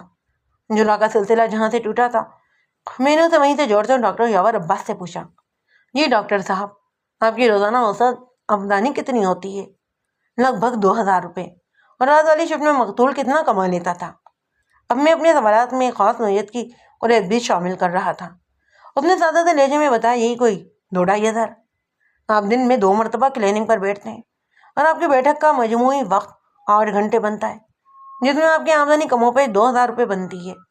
میں نے اپنے جال کو رفتہ رفتہ سمیٹتے ہوئے کہا، جبکہ مقتول بھی کم و بیش اتنے ہی گھنٹے کلینک کو دیتا تھا، یعنی رات 11 بجے سے صبح 7 بجے تک، اور اس کی آمدنی آپ سے کچھ زیادہ ہی ہوتی تھی۔ اس سے تو یہ ظاہر ہوتا ہے کہ مقتول رات میں لگ بھگ 60 مریض بختادیا کرتا ہوگا۔ نہیں جناب، ایسی کوئی بات نہیں تھی، اس نے نفی میں گردن ہلاتے ہوئے کہا۔ میں نے پوچھا، ڈاکٹر صاحب پھر کیسی بات ہے؟ رات 11 بجے سے صبح 7 بجے تک مریضوں کا تناسب سب سے بہت کم رہتا ہے، اور ان کی تعداد کو نہ ہونے کے برابر کہا جاتا ہے۔ گواہ نے میرے سوال کے جواب میں بتایا، یہی کوئی 4 سے 5 مریض۔ میں نے حیرت بھرے انداز میں سانس لی اور خود کلامی کے لہجے میں کہا، اوہ، 4 سے 5 مریض اور 2500 روپے۔ گویا مریض اوسطاً 500 روپے چارجنگ میں خود کلامی کو چھوڑ کر دوبارہ گواہ کی طرف متوجہ ہوا اور پوچھا، ڈاکٹر صاحب، کیا رات کے وقت آپ کے کلینک پر گولیاں، کیپسول اور انجیکشن وغیرہ کوئی خاص قسم کے استعمال ہوتے ہیں، یا وہی دن والی ڈسپینسری ہی استعمال کی جاتی ہے؟ الجھن بھرے لہجے میں بولا، ڈسپینسری تو ایک ہی ہے جناب، اور رات میں بھی مریضوں کو وہی دوائیں دی جاتی ہیں جو میں دن میں دیتا ہوں۔ اس کا مطلب یہ ہے کہ رات میں کسی مصیبت کے ہاتھوں مجبور ہو کر جو لوگ آپ کے کلینک میں آتے ہیں، یا انہیں آپ مریض نہیں بلکہ ایک مرغا تصور کرتے ہیں، اور انہیں ان اللہ کرنے میں آپ ایک لمحے کی بھی دیر نہیں کرتے۔ میں نے لمحاتی توقف کر کے ایک گہری سانس لی اور اپنی بات کو مکمل کرتے ہوئے کہا، اصولی طور پر تو مجھے یہ سوال رات کی شفٹ والے ڈاکٹر عمر حیات سے پوچھنا چاہیے تھا، مگر ان سے کوئی سوال کرنے کے لیے انہیں کے پاس جانا ہوگا۔ اگر میں نے جان پر کھیل کر اسی ہمت کا ارادہ کر بھی لیا تو پھر زیر سماعت کیس لٹک کر رہ جائے گا، اور اس کیس کے لٹکنے کا مطلب یہ کہ میرا موکل اس ملک اور اس شہر کا ایک امن پسند اور شریف النفس شہری بھی لٹک کر رہ جائے گا۔ لہٰذا اب مجھے سوال آپ ہی سے پوچھنے پر مجبور ہوں ڈاکٹر صاحب۔ ڈاکٹر یاور عباس نے کھنگار کر گلا صاف کیا اور کہنے لگا، وکیل صاحب، بات دراصل یہ ہے کہ مریض ہی ہوتا ہے، اسے مرغا کہنا یا سمجھنا زیادہ مناسب بات نہیں۔ البتہ جہاں تک زیادہ چارجنگ کا تعلق ہے تو میں اس بات کا اعتراف کرتا ہوں کہ ماموں کچھ زیادہ ہی چارج کیا کرتے تھے، اور اس سلسلے میں میری ان سے کئی مرتبہ بات بھی ہوئی تھی۔ اس نے بڑی صفائی سے اپنے مقتول ماموں کو کور دینے کی بھی کوشش کی۔ یہ اس کی وفاداری اور دور اندیشی بھی تھی، لیکن میں اتنی آسانی سے اس کی جان تھوڑی نہ چھوڑنے والا تھا۔ میں نے قدم قدم اپنی منزل کی جانب بڑھتے ہوئے کہا، آپ نے مقتول سے یقیناً ایسی بات کی ہوگی، لیکن اس کا کوئی مثبت نتیجہ تو برآمد نہیں ہوا۔ آپ کا ماموں اپنی روش تبدیل کرنے کے لیے آمادہ نظر نہیں آتا تھا۔ میں غلط تو نہیں کہہ رہا ہوں؟ اس نے ڈپلومیٹک جواب دیا، نہیں، آپ بڑی حد تک صحیح کہہ رہے ہیں۔ میں نے اپنی کوشش جاری رکھی۔ اکثر مریض جو رات میں مقتول کو دکھا کر گئے ہوتے تھے، جب وہ دن میں آپ کے پاس آتے تو وہ چارجنگ کے معاملے میں مقتول کی شکایت بھی کرتے تھے، یعنی دبے الفاظ میں اور بعض کھلا ناراضگی کا اظہار کرتے۔ لیکن میں نے دانی کا جملہ ادھورا چھوڑا، پھر اضافہ کرتے ہوئے کہا، لیکن آپ اپنی والدہ کی وجہ سے بہت مجبور تھے۔ آپ کی والدہ ناہید صاحبہ اپنے بھائی یعنی آپ کے ماموں کی بیجا اور جا دونوں ہی نوعیت کی حمایت کرتی تھیں، اور آپ اپنی والدہ کی بات بہت مانتے ہیں۔ لہٰذا مقتول کے سلسلے میں آپ کو بہت سے تلخ اور کڑوے گھونٹ بھی الگ سے اتارنے ہی پڑتے تھے۔ پلیز ڈاکٹر، یاور عباس نے میری بات مکمل ہونے سے پہلے ہی کہا، میں اس موضوع پر کوئی بات نہیں کرنا چاہتا، آپ کوئی اور سوال کریں۔ میں نے دوستانہ انداز میں کہا، اٹ از اوکے۔ پھر پوچھا، ڈاکٹر صاحب، کیا یہ بات درست ہے کہ 25 مارچ کو رات یعنی وقوعے سے لگ بھگ 10 دن پہلے آپ کے کلینک پر ایک مریض لایا گیا تھا؟ مقتول کی تشخیص کے مطابق اس مریض کو گردے کا درد تھا۔ اگر مجھے حاصل ہونے والے حقائق میں کوئی گڑبڑ ہو تو مریض کا نام فیروز خان تھا، جو نیپا چورنگی کے آس پاس رہتا تھا۔ جی ہاں، وہ مریض میرے ذہن میں بھی ہے، ڈاکٹر یاور نے جواب دیا۔ وہ اپنی بیوی کے ساتھ رات 2 بجے ہمارے کلینک پر لایا گیا۔ جب وہ وہاں پہنچا تو گردے کے درد سے تڑپ رہا تھا۔ 2 گھنٹے کے بعد وہ اپنے قدموں پر چل کر گھر گیا۔ وہ لمحے بھر کے لیے موقوف ہوا، پھر اضافہ کرتے ہوئے بولا، یہ اگرچہ رات والی شفٹ کا کیس تھا، لیکن اگلے روز مجھے اس کی تفصیل مل گئی تھی۔ اگر وہ کیس اور مریض فیروز خان آپ کے ذہن میں محفوظ ہے تو پھر آپ کو یہ بھی یاد ہوگا کہ اس رات آپ کے مقتول ماموں جان نے ان بے بس لوگوں کے ساتھ کیا سلوک کیا تھا۔ نہ چاہتے ہوئے بھی میرا لہجہ کڑوا ہوا۔ کیسا سلوک؟ سب کچھ جانتے بوجھتے بھی وہ انجان بنا۔ میں سمجھتا ہوں ڈاکٹر یاور عباس کا یہ رد عمل یا طرز عمل اس کی شرافت کا منہ بولتا ثبوت تھا، حالانکہ وہ اپنے ماموں کو دل سے پسند نہیں کرتا تھا، اس کے ساتھ مل کر کام کرنے کا خواہاں بھی تھا، لیکن اپنی والدہ کی وجہ سے مجبور تھا۔ اور اب میں ڈاکٹر عمر حیات کو مقتول کو کھولنے کی مہم پر کمر بستہ دکھائی دیتا۔ میں اگرچہ اس کے دل کی باتیں کر رہا تھا، لیکن وہ اپنی وضع دھاری کے ہاتھوں مجبور ہو کر میری تائید کرنے کے بجائے انجان بن رہا تھا۔ میں نے حامد نواز کی محنت کا پھل استعمال جاری رکھتے ہوئے پوچھا، ڈاکٹر صاحب، فیروز خان کی بیوی ضرب اس رات 2 بجے کے قریب اپنے شوہر کو لے کر آپ کے کلینک پر پہنچی۔ فیروز خان اپنے پیٹ کے ذریعے حصے میں تکلیف کی شکایت کر رہا تھا۔ یہ درد اتنا شدید تھا کہ ذریع کو رات گئے سے لے کر آپ کے کلینک تک آنا ہی پڑا۔ مقتول نے مریض کا معائنہ کیا اور فتویٰ دے دیا کہ یہ تو سراسر گردے کا معاملہ ہے۔ مریض کے گردے میں پتھری کی نشاندہی بھی کی گئی۔ یہ وہی گردہ تھا جس طرح فیروز خان درد محسوس کر رہا تھا، اور یہ نشاندہی کے لیے الٹرا ساؤنڈ کیا گیا۔ ان دوران میں مریض تکلیف سے تڑپتا رہا۔ بہرحال اس دردناک تشخیص کے بعد فیروز خان کو ڈرپ لگا دی گئی، جس میں پیلے اور سفید اور گلابی انجیکشن بھی توڑ دیے گئے۔ میں لمحے بھر کے لیے رکا، ایک گہری سانس لی اور اپنی بات کو آگے بڑھاتے ہوئے کہا، میں اگرچہ ڈاکٹر نہیں ہوں لیکن اتنا ضرور جانتا ہوں کہ بالفرض فیروز خان اگر گردہ درد میں مبتلا بھی تھا تو الٹرا ساؤنڈ وغیرہ کرنے کی قطعاً کوئی ضرورت نہیں تھی۔ اگر اس کی نس میں ہائبوزین، بیرولجین، باسکوئن وغیرہ کا انجیکشن بھی چڑھا دیا جاتا تو وہ تکلیف سے نجات حاصل کر سکتا تھا، یا زیادہ سے زیادہ ڈرپ کے ذریعے انہی میں سے کوئی انجیکشن اس کے خون میں پہنچا دیا جاتا۔ میں ایک مرتبہ پھر بہرحال کہنے پر مجبور ہوں، بہرحال آپ کے ماموں نے مریض کی تکلیف دور کرنے کے لیے جو جتن بھی کیے، مجھے ان پر اعتراض کرنے کا تو کوئی حق حاصل نہیں، اس پر تو صرف افسوس ہی کر سکتا ہوں۔ البتہ اس دردناک کہانی کا جو شرمناک انجام ہوا نا، اس کی جتنی بھی مذمت کی جائے کم ہے، اور میں نے تھوڑی دیر پہلے اسی سلوک کا ذکر کیا تھا ڈاکٹر صاحب۔ آبجیکشن یور آنر، میرا خاموش ہوتے ہی سولر رضی نے چیخ سے مشابہ انداز میں کہا۔ وکیل صفائی نے کافی دیر سے سلوک کی رٹ لگا رکھی ہے، لیکن ابھی تک انہوں نے کچھ بتا کر نہیں دیا۔ یہ سراسر جاتی والی بات ہے، ان کی کہانیوں سے عدالت کا قیمتی وقت برباد ہو رہا ہے۔ میرے فاضل دوست، میں نے وکیل تقاضا کی کڑوی کسیلی بات کے جواب میں نہایتی ٹھہرے ہوئے لہجے میں کہا، عدالت کے قیمتی وقت کا نا مجھے آپ سے زیادہ احساس ہے۔ اگر آپ کو عدالت کے وقت کا اتنا ہی احساس ہے تو جلدی سے سلوک والے راز سے پردہ ہٹا دینا۔ وہ تنزیہ انداز میں بولا، میں بھی تو دیکھوں کہ آپ کون سا سانپ نکالنے والے ہیں۔ میں نہ تو کوئی توپ چلانے والا ہوں اور نہ ہی میرا کوئی سانپ نکالنے کا ارادہ ہے۔ میں نے بس اتر ٹھہرے لہجے میں کہا، میرے فاضل دوست، میں تو دردناک کہانی کو سمیٹ کر اس کے سلوکی کے اقدام کے بالکل قریب پہنچ ہی چکا تھا کہ آپ نے انتہائی بے صبری کا مظاہرہ کرتے ہوئے یہ نعرہ لگا دیا، آبجیکشن یور آنر۔ اس دوران میں اس تقاضا کا گواہ ڈاکٹر یاور عباس چپ چاپ وٹنس باکس میں کھڑا ہمارے درمیان ہونے والی نوک جھونک کا تماشا دیکھتا رہا۔ میں نے وکیل تقاضا پر تنزیہ تیروں کی بارش کی تو جج نے گھڑی پر نگاہ ڈالنے کے بعد کہا، بیگ صاحب، یہ عدالت اور حاضرین عدالت آپ کی زبان سے جلد از جلد اس سلوک کا راز جاننا چاہتے ہیں جس کا ذکر خیر پچھلے کئی منٹ سے جاری ہے۔ میں نے اپنی گردن کو تعظیمی جشن دیتے ہوئے کہا، اوکے یور آنر۔ میں تقاضا کے گواہ کی طرف متوجہ ہوتے ہوئے کہنا شروع کیا، ڈاکٹر صاحب، آپ کے بقول فیروز خان تکلیف کی شدت سے کراتے ہوئے کلینک میں داخل ہوا اور اپنے قدموں پر چلتے ہوئے وہاں سے رخصت ہوا تھا، لیکن آپ نے محسوس کیا کہ واپسی کے سفر میں اس کے دل و دماغ کی کیا حالت تھی۔ وہ درد کا گردہ لے کر آپ کے کلینک پر آیا تھا اور آپ کے ماموں جان نے اس کی تکلیف کو وقتی طور پر انجیکشن کے ذریعے دور کر دیا، مگر اس کے دل و دماغ میں ایسا الاؤ روشن کر دیا جس کی تپش میں وہ کافی عرصے تک سلگتا اور جلستا رہا۔ آپ سمجھ رہے ہیں نا میں کیا کہہ رہا ہوں؟ ڈاکٹر یاور نے کوئی جواب نہیں دیا اور دوسری طرف دیکھنے لگا۔ اس کے چہرے اور آنکھوں میں نظر آنے والی خفت اور خجالت اس کی ندامت اور شرمندگی کا اعلان کر رہی تھی۔ یہ پراسرار خاموشی گویا ثمر کا ثبوت تھی کہ وہ میری بات کو اچھی طرح سمجھ رہا تھا۔ جج نے تشویشناک لہجے میں مجھ سے پوچھا، وکیل صاحب، کیا مقتول نے خدا نخواستہ مریض کا کوئی گردہ وغیرہ پار کر دیا تھا؟ جج جیسی بڑبار شخصیت کے منہ سے یہ سوال مجھے ایک لطیفہ، ایک مذاق ہی محسوس ہوا، لیکن اس نے اتنی سنجیدگی سے سوال اٹھایا کہ میں جواب دینے پر مجبور ہو گیا۔ میں نے نہایت ٹھہرے لہجے میں کہا، جناب عالی، انسان کے پاس سب سے اہم چیز اس کی عزت اور عزت نفس ہوتی ہے۔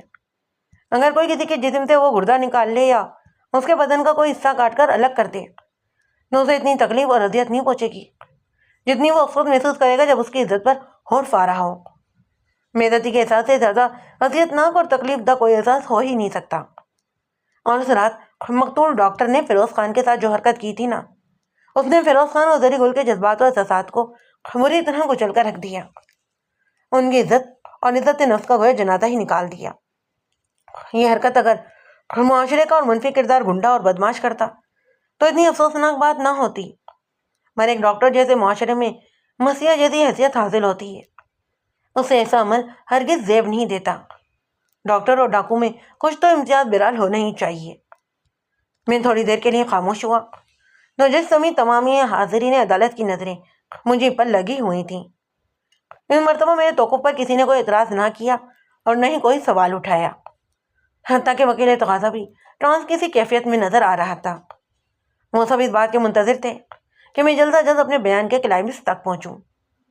میں نے اس ڈرامائی سچویشن کو برقرار رکھتے ہوئے کہا، یور آنر، فیروز خان نامی گردے کا وہ مریض جب ڈرپ چڑھوانے کے بعد فارغ ہوا نا تو کلینک چھوڑنے سے پہلے انہیں بل کی ادائیگی کے لیے ایسے مرحلے سے گزرنا پڑا ڈاکٹر عمر حیات نے اپنی محنت کا بل 800 روپے بنا دیا اور زری گھر سے نکلتے وقت کل 400 روپے اپنے ساتھ لا سکی تھی۔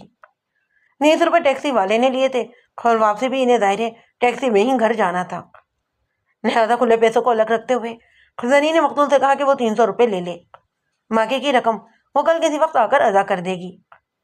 یہ بات نوٹ کی جائے جناب عالی کہ زری نے بل کی رقم ادا کرنے کی کوشش نہیں کی تھی، بلکہ وہ ادائیگی کے لیے تھوڑی سی مہلت کی درخواست گزار تھی، لیکن مقتول نے اس کی اپیل کو بے وقت رد کرتے ہوئے واضح الفاظ میں کہہ دیا، بل کی رقم کی ادا کیے بغیر آپ یہاں سے نہیں جا سکتے۔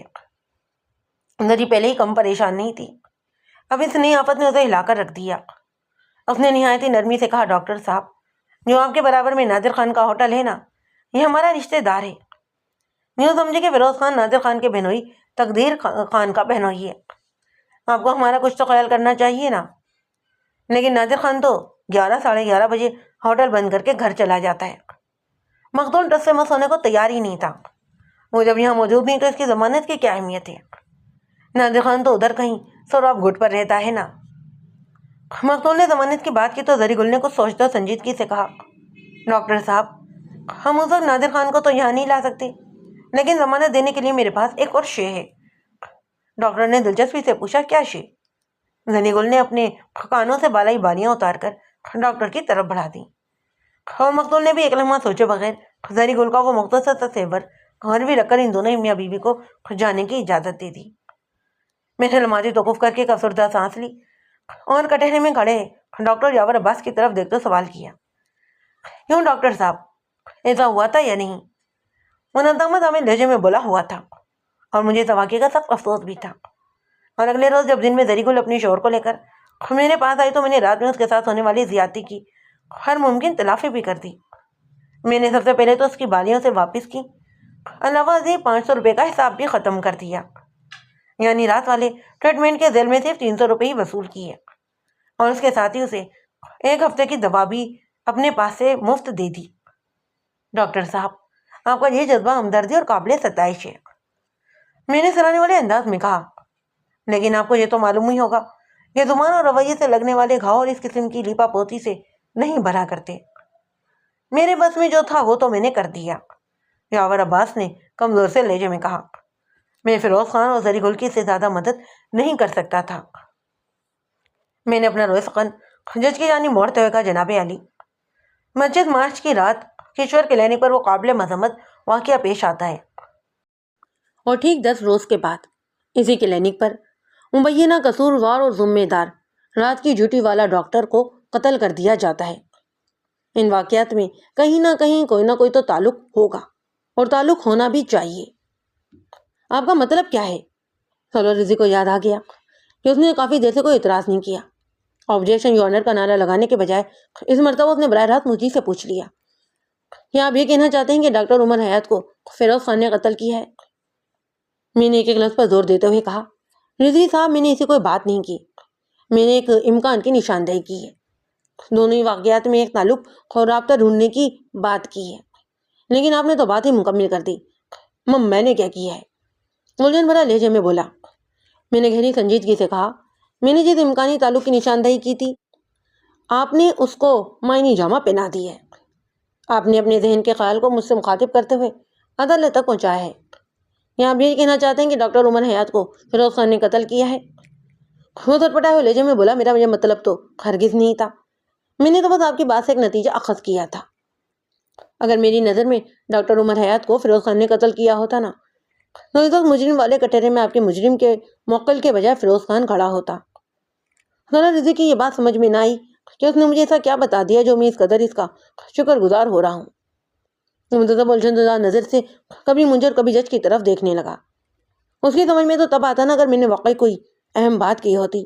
میں نے تو اسے چکر دینے کے لیے سنجیدہ مذاق کیا تھا، اور وہ واقعی میرے چکر میں آ بھی گیا۔ اور اس کے ساتھ ہی عدالت کا وقت ختم ہو گیا اور جج نے ٹھیک 10 روز بعد کی تاریخ دے کر عدالت برخاست کرنے کا حکم جاری کر دیا۔ پچھلی پیشی پر میں گویا ڈاکٹر یاور عباس سے لپٹ کر رہ گیا تھا، اور میں نے مقتول اور اس کے کرتوتوں کو اپنی ہی جرح کا مرکز و محور بنا لیا۔ حالانکہ اس کے علاوہ بھی بہت سارے گوشے تھے جن سے متعلق وکیل تقاضا نے سوالات اٹھائے تھے، مجھے اس سلسلے میں مین گواہ سے بھی کاؤنٹر جرا کرنا چاہیے تھی، لیکن میں نے انہیں اکثر نظر انداز کر دیا۔ مثلاً سولہ نے انکشاف کیا تھا کہ مقتول ملزم کی کیش میں ہیرا پھیری سے بھی نالا تھا اور اسے نوکری سے نکالنے کی دھمکی بھی دے چکا تھا، اور ڈاکٹر یاور عباس نے اس کی کمزور سی ہی صحیح مگر تصدیق کی تھی۔ پھر میرے موکل پر یہ الزام بھی عائد کیا گیا کہ وہ کلینک کا سارا ہی کیش لے اڑا تھا۔ کیش کے غائب کی یاور عباس نے تصدیق کی۔ انتقاضہ نے اس مبینہ چوری کو قتل کے ساتھ لنک کیا تھا۔ انتقاضہ کے مطابق مقتول نے چونکہ ملزم کو نوکری سے نکالنے کی دھمکی دی تھی، لہذا اس نے رات کے آخری پہر چائے میں نیند آور گولیاں ملا کر اسے پلا دیں اور پھر صبح حالت نیند میں اسے قتل کیا اور کیش لے کر کلینک سے نکل گیا، تاکہ نظر یہی آئے کہ کسی شخص نے محض کیش کی خاطر اسے قتل کی واردات کی ہے۔ الغرض انتقاضہ میں کئی مقامات پر ایسی خامیاں موجود تھیں کہ وہ چوں کا چوں مربع بن کر رہ گیا، لہٰذا میں نے اس اینگل کو بھی ٹچ نہیں کیا تھا۔ اس بات میں کسی شک و شبے کی گنجائش نہیں تھی کہ ان زاویوں پر تنقید اور لتاڑ کی بہت گنجائش تھی، اور میں ایک ہک پیش مار کر وکیل تقاضا کو ناک آؤٹ کر بھی سکتا تھا، جس سے ساری کیس کا پھانسا پلٹ جاتا۔ لیکن میں پائپ لائن کے بجائے مین اسٹرام میں رہ کر اپنے موکل کو نہ صرف دفاع کرنا چاہتا تھا بلکہ اسے باعزت بری بھی کروانا چاہتا تھا۔ میں نے کیس کے دیگر اعضاء کو یکسر فراموش کر کے اس کی ریڑھ کی ہڈی کو فوکس کر لیا۔ میں اس درخت کی چھوٹی شاخوں کو بھول کر محض تنے پر اپنی جڑا کی کلاڑی برسا رہا تھا، اور ریڑھ کی ہڈی یا تنا تھا وہ تھا مقتول ڈاکٹر عمر حیات۔ میں نے گزشتہ پیشی پر مقتول کے اوصاف خبیث اور مزاج کمینے کو بڑی وضاحت کے ساتھ عدالت کے سامنے کھول کر رکھ دیا تھا، اور اس طویل ترین جرح کے نتیجے میں اس کیس کا ایک نیا پہلو طلوع ہو کر سامنے آیا تھا کہ کہیں ڈاکٹر عمر حیات کو فیروز خان نے قتل تو نہیں کیا۔ یہ تھا وہ سنسنی خیز سوال جو میری شرح کے اختتام پر سامنے آیا، اور اس سوال نے وکیل تقاضا کو چکرا کر رکھ دیا تھا۔ یہ سوال اٹھانے کا میرا مقصد بھی سولر رضوی کو الجھانا ہی تھا، اور میں اپنے مقصد میں 100% کامیاب بھی رہا، جبکہ حقیقت اس سے بہت مختلف تھی۔ ملزم ناصر محمود کی فراہم کردہ معلومات اور اس کے دوست حامد نواز کی محنت کے نتیجے میں میرے ذہن میں جو نقاط محفوظ تھے، میں انہیں کو برے محل استعمال کر کے قدم قدم آگے بڑھ رہا تھا، اور میں اپنی منزل سے اب چند قدم کی ہی دوری پر تھا۔ آئندہ پیشے پر یک کے بعد دیگرے ارتقاضہ کی طرف سے 2 گواہ پیش کیے گئے۔ اکرم اللہ اور عبید الرحمان نامی ان دونوں ہی گواہوں کا تعلق اسی علاقے سے تھا جہاں کشور کلینک واقع تھا، اور ان گواہوں کے بیانات میں کوئی بھی اہم بات نہیں تھی، تو لہٰذا میں ان کے ذکر کو گول کر کے آگے بڑھتا ہوں۔ اگلی گواہی جاوید نامی شخص کی تھی جو پیشے کے اعتبار سے خاکروب تھا۔ جاوید کشور کلینک میں 2 مرتبہ صفائی وغیرہ کرنے آتا، پہلی مرتبہ صبح میں لگ بھگ 10 بجے اور دوسری بار شام میں 5 بجے کے قریب۔ گویا دونوں ہی دفعہ اس کا واسطہ صبح اور دن والے ڈسپینسر آصف ہی سے پڑتا، کیونکہ ناصر کم و بیش 9 بجے کلینک سے نکل جایا کرتا تھا۔ جاوید کی عمر کا اندازہ لگانا بہت ہی مشکل تھا۔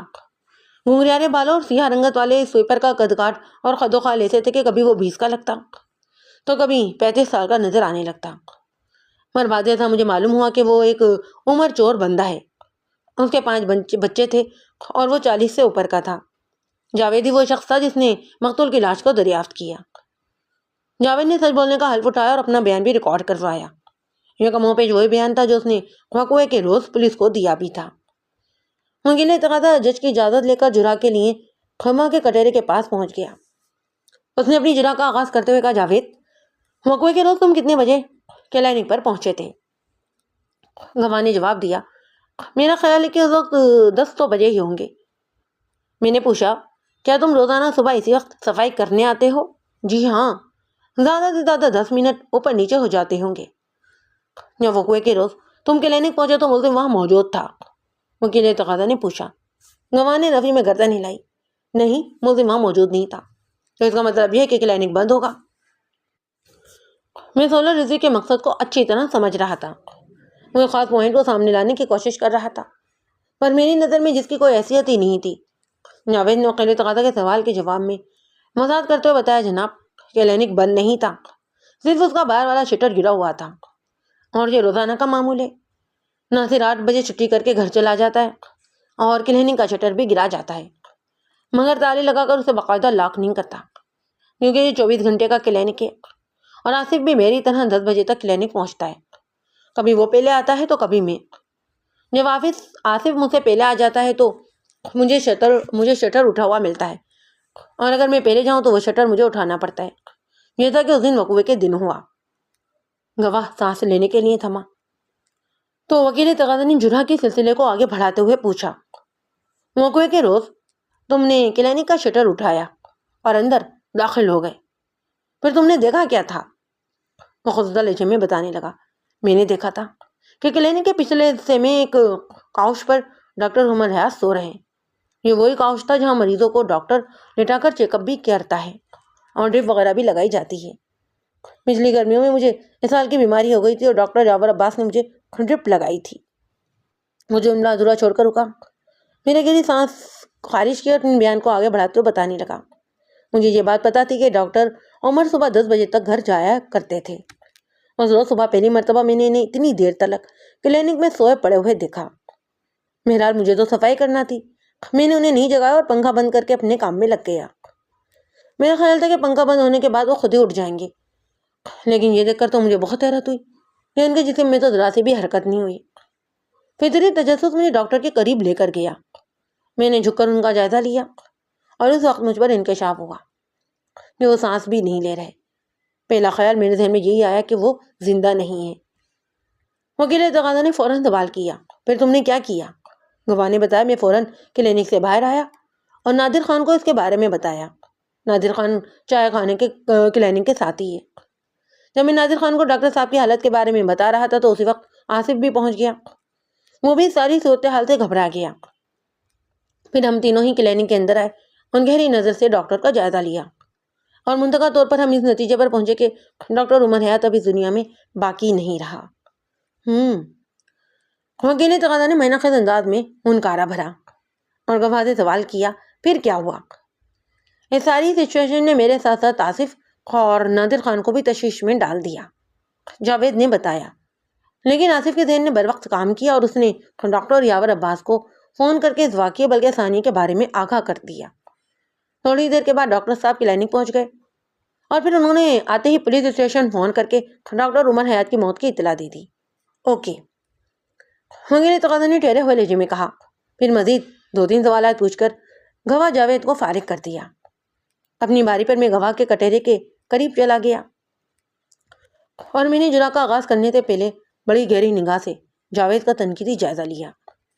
پھر پوچھا، جاوید، مجھ سے پہلے وکیل تقاضا نے اس کیس کے حوالے سے تم سے جو سوالات کیے ہیں نا، اور تم نے ان کے جو جوابات دیے ہیں، کیا اس کے علاوہ بھی تمہیں کچھ معلوم ہے؟ اس نے چند لمحے تک سوچا، پھر نفی میں گردن ہلاتے ہوئے کہا، نہیں. تمہیں کشور کلینک پر کام کرتے ہوئے کتنا عرصہ ہوا ہے؟ 5 سال سے زیادہ ہو گئے. ملزم پچھلے 4 سال سے اس کلینک میں کمپاؤنڈری کر رہا تھا. میں نے اس کے چہرے پر نگاہ جماتے ہوئے کہا، اس کا مطلب یہ ہے کہ تم اس سے بھی زیادہ پرانے ہو اور وہ تمہارے سامنے ہی آیا تھا. جی ہاں، آپ بالکل ٹھیک کہہ رہے ہیں. تمہاری ملزم سے ملاقات اور بات چیت تو رہتی ہی ہوگی، کچھ زیادہ نہیں. کیوں؟ اس کی کوئی خاص وجہ؟ کوئی خاص وجہ بھی نہیں، اس نے جواب دیا. بات دراصل یہ ہے کہ ناصر رات کی ڈیوٹی کرتا تھا اور میں دن کے وقت ہی 2 مرتبہ کلینک میں صفائی کرنے آیا کرتا، لہذا ملاقات کے امکانات کم تھے. اور میں جو کہ ادھر قریبی رہتا ہوں اور یہاں کی اکثر دکانوں میں صفائی کا کام بھی میں ہی کرتا ہوں، تو اس وجہ سے کئی بار یہاں کا چکر بھی لگ جاتا ہے. رات میں اگر کسی کام سے اس طرف آنا ہو تو میں ڈاکٹر صاحب کو سلام کرنے کلینک آ جاتا تھا. مطلب یہ کہ ہفتے 10 دن میں میری ملزم سے ایک آدھ ملاقات ہو ہی جاتی ہے. میں نے سرسری انداز میں کہا، یہ بھی بہت ہے. پھر کٹہرے میں کھڑے اپنے گواہ سے پوچھا، جاوید، تمہاری قوت مشاہدہ کیا ہے؟ ملجھن بھری نظر سے مجھے دیکھنے لگا. میں نے آسان الفاظ میں سے قوت مشاہدہ کا مفہوم سمجھایا. تو وہ بڑے یقین سے بولا، جناب، میری آنکھیں اور حافظہ بہت تیز ہے. بس ایک بار اس شے کو دیکھ لوں وہ میرے دماغ میں بیٹھ جاتی ہے. یہ تو بڑی اچھی بات ہے. میں نے عام سے انداز میں کہا. پھر پوچھا، پچھلے 4 سال سے تم نے ایک بار نہیں بلکہ کم از کم 200 مرتبہ ملزم کو دیکھا ہوگا. اس میں ملزم کی شخصیت اور تمہاری یادداشت کے حوالے سے میں ایک اہم سوال کرنے والا ہوں اور تمہارے دعوے کا امتحان بھی ہے. دیکھتے ہیں کہ تمہاری آنکھیں اور حافظہ کتنا تیز ہے. جی پوچھیں. وہ کٹہرے میں سیدھا ہو کر کھڑا ہو گیا. میں نے پوچھا، جاوید، ذرا سوچ کر تو بتاؤ کہ ان 4 سالوں یا ان 200 ملاقاتوں کے دوران میں تم نے کبھی ملزم کو اپنے سیدھے ہاتھ کی انگلیوں میں انگوٹھیاں وغیرہ پہنے دیکھا ہے؟ ہما نے قطعیت سے نفی میں گردن ہلائی. نہیں جناب، نہ سیدھے ہاتھ کی انگلیوں میں اور نہ ہی الٹے ہاتھ کی انگلیوں میں. میں نے خاص انداز میں جج کی سمت دیکھا اور اعتماد بھرے لہجے میں کہا، مجھے اور کچھ نہیں پوچھنا جناب عالی.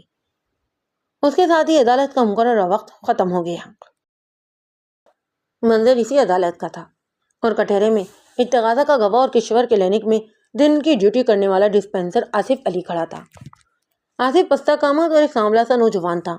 عمر 22-23 سال رہی ہوگی. آصف نے حلفیہ بیان ریکارڈ کروایا اور وکیل تقاضا نے چند سوالات کے بعد اسے فارغ کر دیا. تو میں جج کی اجازت حاصل کر کے جرح کے لیے وٹنس باکس کے قریب چلا گیا.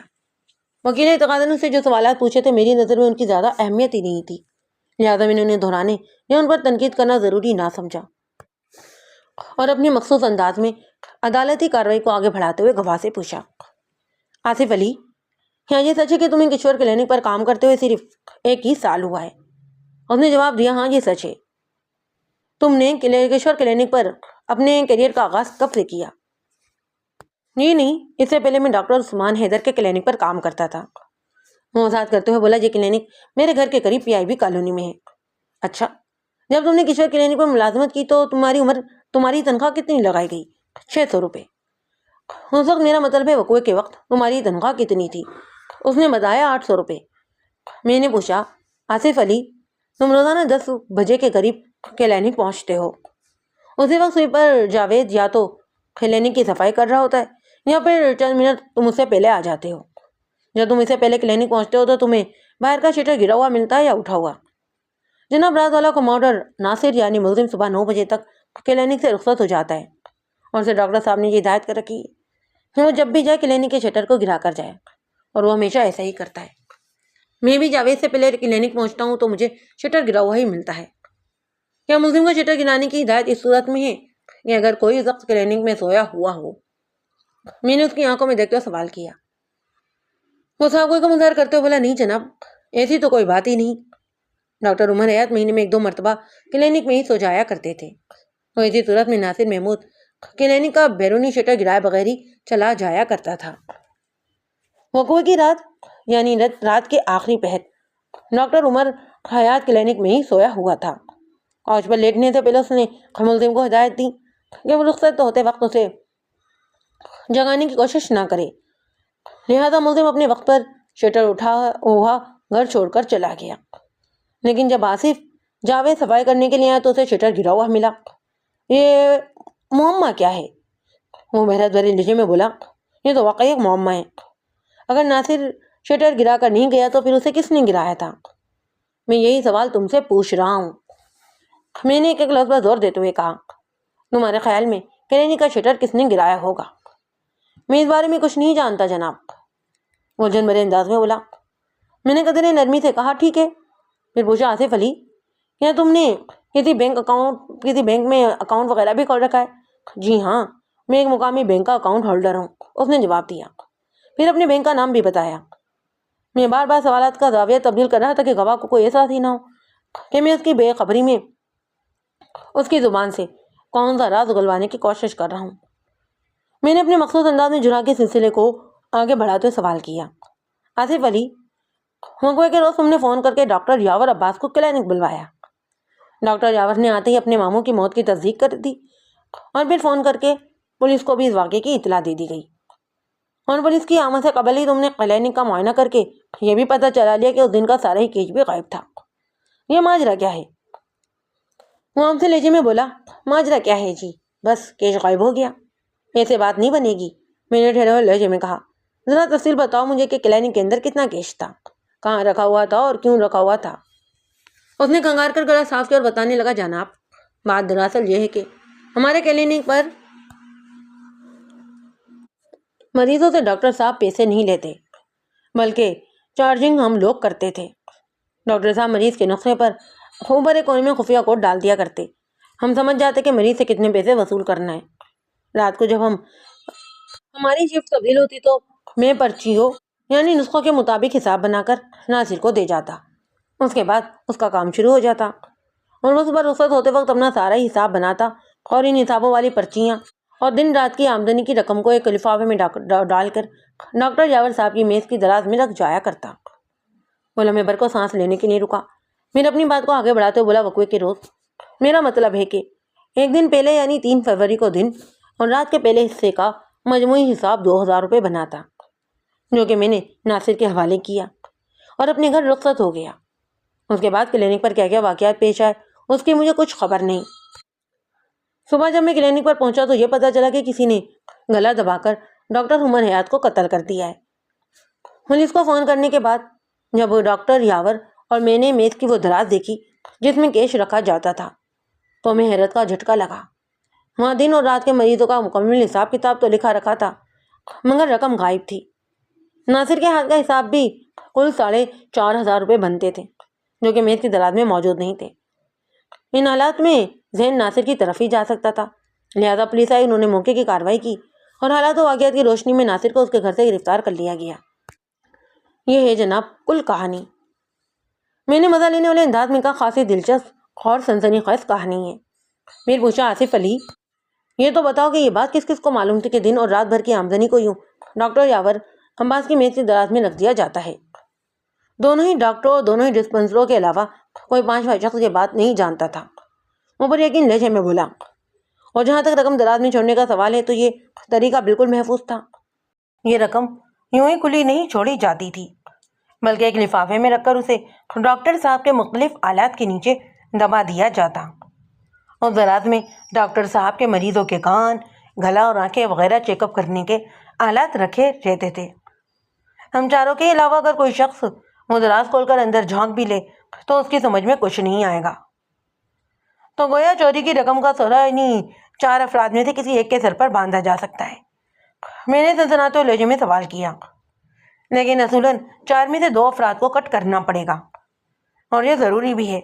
نمبر 1 مقتول، نمبر 2 ڈاکٹر یاور۔ عمر حیات کو تو قتل کر دیا گیا ہے، لہٰذا اس پر چوری کا شبہ کیا ہی نہیں جا سکتا، اور یاور عباس چوری کے انعامات میں اپنے گھر میں موجود تھا، لہٰذا وہ بھی شک سے بری ٹھہرتا ہے۔ باقی بچتے ہو تم، یعنی ناصر اور استغاثہ کا گواہ آصف علی۔ اور کہیں یہ چوری، اور میں جانتا ہوں اس چوری میں میرا کوئی ہاتھ نہیں۔ میری بات مکمل ہونے سے پہلے ہی وہ بول اٹھا، کیونکہ میں رات کا گیا، صبح جب کلینک پہنچتا ہوں تو قتل اور چوری کے واقعات پیش آ چکے تھے۔ میں نے اس پر مزید کوئی وار نہیں کیا تاکہ اس کا دھیان بڑھ جائے۔ اچانک میں نے ایک مرتبہ پھر سوالات کا زاویہ تبدیل کیا اور کٹہرے میں کھڑے گواہ سے پوچھا، آصف علی، آپ نے ملزم کے ساتھ مل کر تقریباً 1 سال کام کیا ہے۔ میرا اشارہ رات 10 بجے سے 11 بجے تک کمبائنڈ ڈیوٹی کی جانب ہے۔ اس دوران میں تم نے ملزم کی شخصیت، بول چال کے انداز، عادت و اعتبار وغیرہ کا خاصا مشاہدہ بھی کیا ہوگا۔ ذرا سوچ کر تو بتاؤ کہ کیا ملزم کی انگلیوں میں انگوٹھیاں وغیرہ پہننے کا بھی شوقین تھا؟ گواہ نے قطع سے جواب دیا، جی نہیں، میں نے تو اسے آج تک کسی بھی انگلی میں کوئی انگوٹھی پہنے ہوئے نہیں دیکھا۔ آصف علی سے پہلے سویپر جاوید نے بھی اس بات کی تصدیق کی تھی کہ ملزم انگوٹھیاں وغیرہ پہننے کا عادی یا شوقین نہیں تھا، لیکن پوسٹ مارٹم والی فائل میں جو رپورٹ لگی ہوئی تھی ان میں سے ایک پر بڑے واضح طور پر لکھا تھا کہ قاتل نے اپنے دائیں ہاتھ کی 2 انگلیوں میں انگوٹھیاں وغیرہ پہن رکھی تھیں۔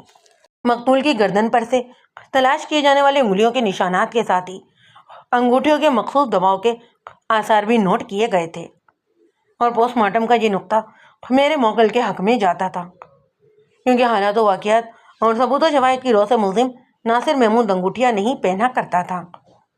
کرسی انصاف پر براجمان جج بڑی دلچسپ نظروں سے مجھے دیکھ رہا تھا، وہ میری کارکردگی اور مقصد کو اچھی طرح سمجھ رہا تھا۔ میں نے زیر رم مسکراتے ہوئے وکیل تقاضا سولر رضوی کی جانب دیکھا اور ایک مرتبہ پھر اپنی توجہ تقاضا کے گواہ پر مرکوز کر دی۔ میں نے کٹہرے میں کھڑے گواہ سے مخاطب ہوتے ہوئے پوچھا، آصف، اگر میں تم سے کوئی ذاتی سوال کروں تو تمہیں کوئی اعتراض تو نہیں ہوگا؟ وہ دونوں انداز میں بولا، جی نہیں، بالکل بھی نہیں۔ میں نے سوال کیا، تمہارے اکاؤنٹ میں اس وقت کتنی رقم ہوگی؟ ماموں، مجھے کچھ صحیح اندازہ نہیں، وہ گڑبڑائے ہوئے لہجے میں بولا، کافی عرصے سے میں نے اپنا اکاؤنٹ چیک نہیں کیا۔ تم عموماً کتنے دنوں کے بعد اپنا اکاؤنٹ چیک کرتے ہو؟ میں اس کی زیادہ ضرورت ہی محسوس نہیں کرتا۔ اس کا مطلب یہ ہے کہ تمہارے اکاؤنٹ میں رقم بڑی جمع نہیں رہتی۔ میں نے اس کی آنکھوں میں جھانکتے ہوئے کہا، مثلاً لاکھوں اور کروڑوں۔ وہ تنزیہ لہجے میں بولا، جناب آپ لاکھوں اور کروڑوں کی بات کرتے ہیں، جس شخص کی ماہانہ تنخواہ 800 روپے ہو اس کا اکاؤنٹ اتنا صحت مند کیسے ہو سکتا ہے؟ ہاں، میں نے یہ اکاؤنٹ بچت کے لیے کھولا تھا کہ کبھی 200 کبھی 400 اس میں جمع کروا دیتا ہوں، اور اس وقت میرے اکاؤنٹ میں بمشکل 2-2,500 روپے ہوں گے جو میں نے پچھلے 1-1.5 سال میں پیسہ جمع کیے تھے۔ 200-400 جمع کرواتے رہے ہو اور اس وقت تمہارا بیلنس 2,500 سے زیادہ نہیں، میں نے خود کلامی کے انداز میں کہا۔ پھر گواہ سے سوال کیا، ناصر کیا تم نے صرف ایک ہی بینک میں اکاؤنٹ کھول رکھا ہے یا؟ میں نے دانش کا جملہ ادھورا چھوڑا تو ذرا لہجے میں بولا، صرف ایک بینک، اور وہی بینک ہے جس کے بارے میں آپ کو بتا چکا ہوں۔ میرے سوالات میں اب تیزی آ گئی۔ آصف علی، ذرا سوچ کر بتاؤ، پچھلے 1 سال کے دوران میں تم نے کبھی کوئی بڑی رقم بینک میں جمع کروائی ہو، مثلا 3, 4 یا 5,000؟ ارے نہیں جناب، وہ بائیں ہاتھ کی پشت سے ماتھے کے پسینے کو پہنچتے ہوئے بولا، ایسا تو میری زندگی میں کبھی نہیں ہوا۔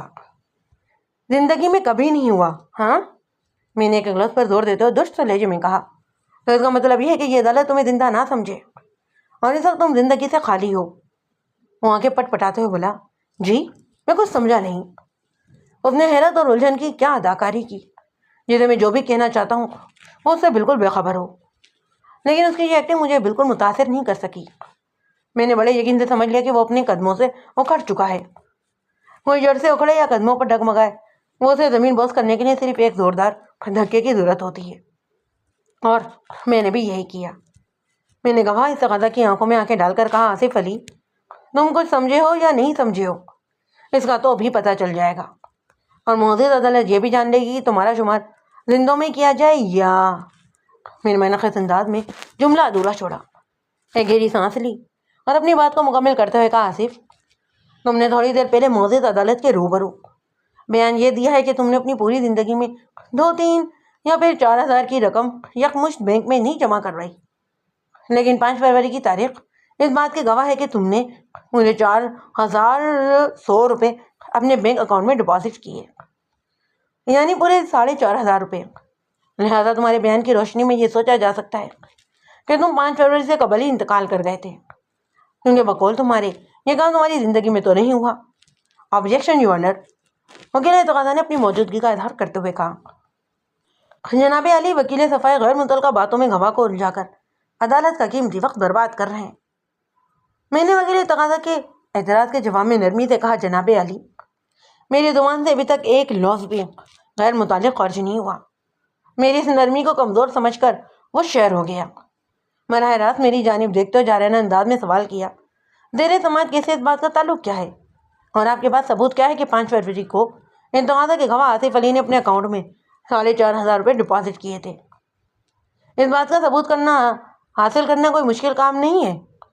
بینک کا ریکارڈ میرے دعوے کی تصدیق کرتا ہے، اور ضرورت محسوس ہونے پر فروری کے مہینے کی اسٹیٹمنٹ بھی نکلوائی جا سکتی ہے۔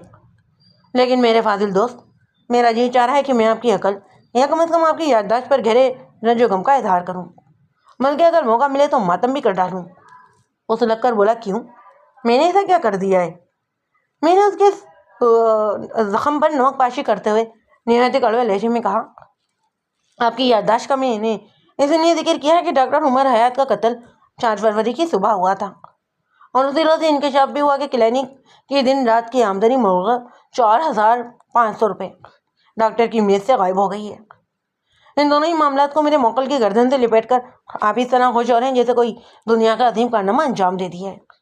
انہی حالات میں وقوع کے اگلے روز 5 فروری کی صبح اس تقاضا کا گواہ آصف علی اپنے اکاؤنٹ میں اتنی ہی مالیت کی رقم جمع کروا دیتا ہے، لیکن معزز عدالت میں وہ اس بات کا دعوے دار ہے کہ اس نے زندگی میں کبھی اتنی بڑی رقم ڈپازٹ نہیں کی۔ میں نے چند لمحات کے لیے توقف کیا، ایک گہری سانس لی اور وکیل تقاضا کی آنکھوں میں آنکھیں ڈال کر کہا، میرے فاضل دوست، آپ کی عقل کا ماتم میں ذیل میں کرنا چاہتا ہوں کہ آپ کو ان 2 واقعات بلکہ 2 معاملات میں کوئی ربط و ضبط اور تعلق واسطہ نظر ہی نہیں آ رہا ہے نا؟ یہ بڑے افسوس کی بات۔ وکیل تقاضا میرے اس کڑے سوال پر کنجرزہ ہو کر بغلے جھانکنے لگا۔ میں نے اسے ندامت اور شرمندگی کے میرے برگاہ میں ڈبکیاں کھاتے ہوئے چھوڑا اور تقاضا کے گواہ آصف علی کی طرف متوجہ ہوا۔ میں نے ڈانٹ سے مشابہ آواز میں کہا، آصف تم نے 5 فروری کو اپنے اکاؤنٹ میں 4,500 روپے جمع کروائے تھے یا نہیں؟ مجھے ہاں یا نہ میں جواب چاہیے۔ اور یہ مت سوچنا کہ میں نے بینک اسسٹیٹمنٹ والی بات بس ایویں ہی کی ہے، اسے خالی خالی دھمکی نہ سمجھنا۔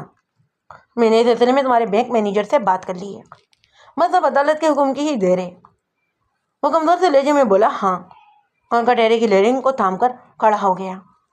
میں نے بینک مینیجر سے بات کرنے کا محض اسے جھانسا دیا، یہ حقیقت نہیں تھی، مگر وہ حوصلہ ہار گیا۔ میں نے بڑی سرت سے اس کی کمر پر کاری وار کیا۔ یہ وہی رقم تھی نا جو تم نے ڈاکٹر کی میز کی دراز میں سے چرائی تھی؟ ڈاکٹر عمر حیات کو؟ میں نے ڈاکٹر عمر حیات کو قتل نہیں کیا۔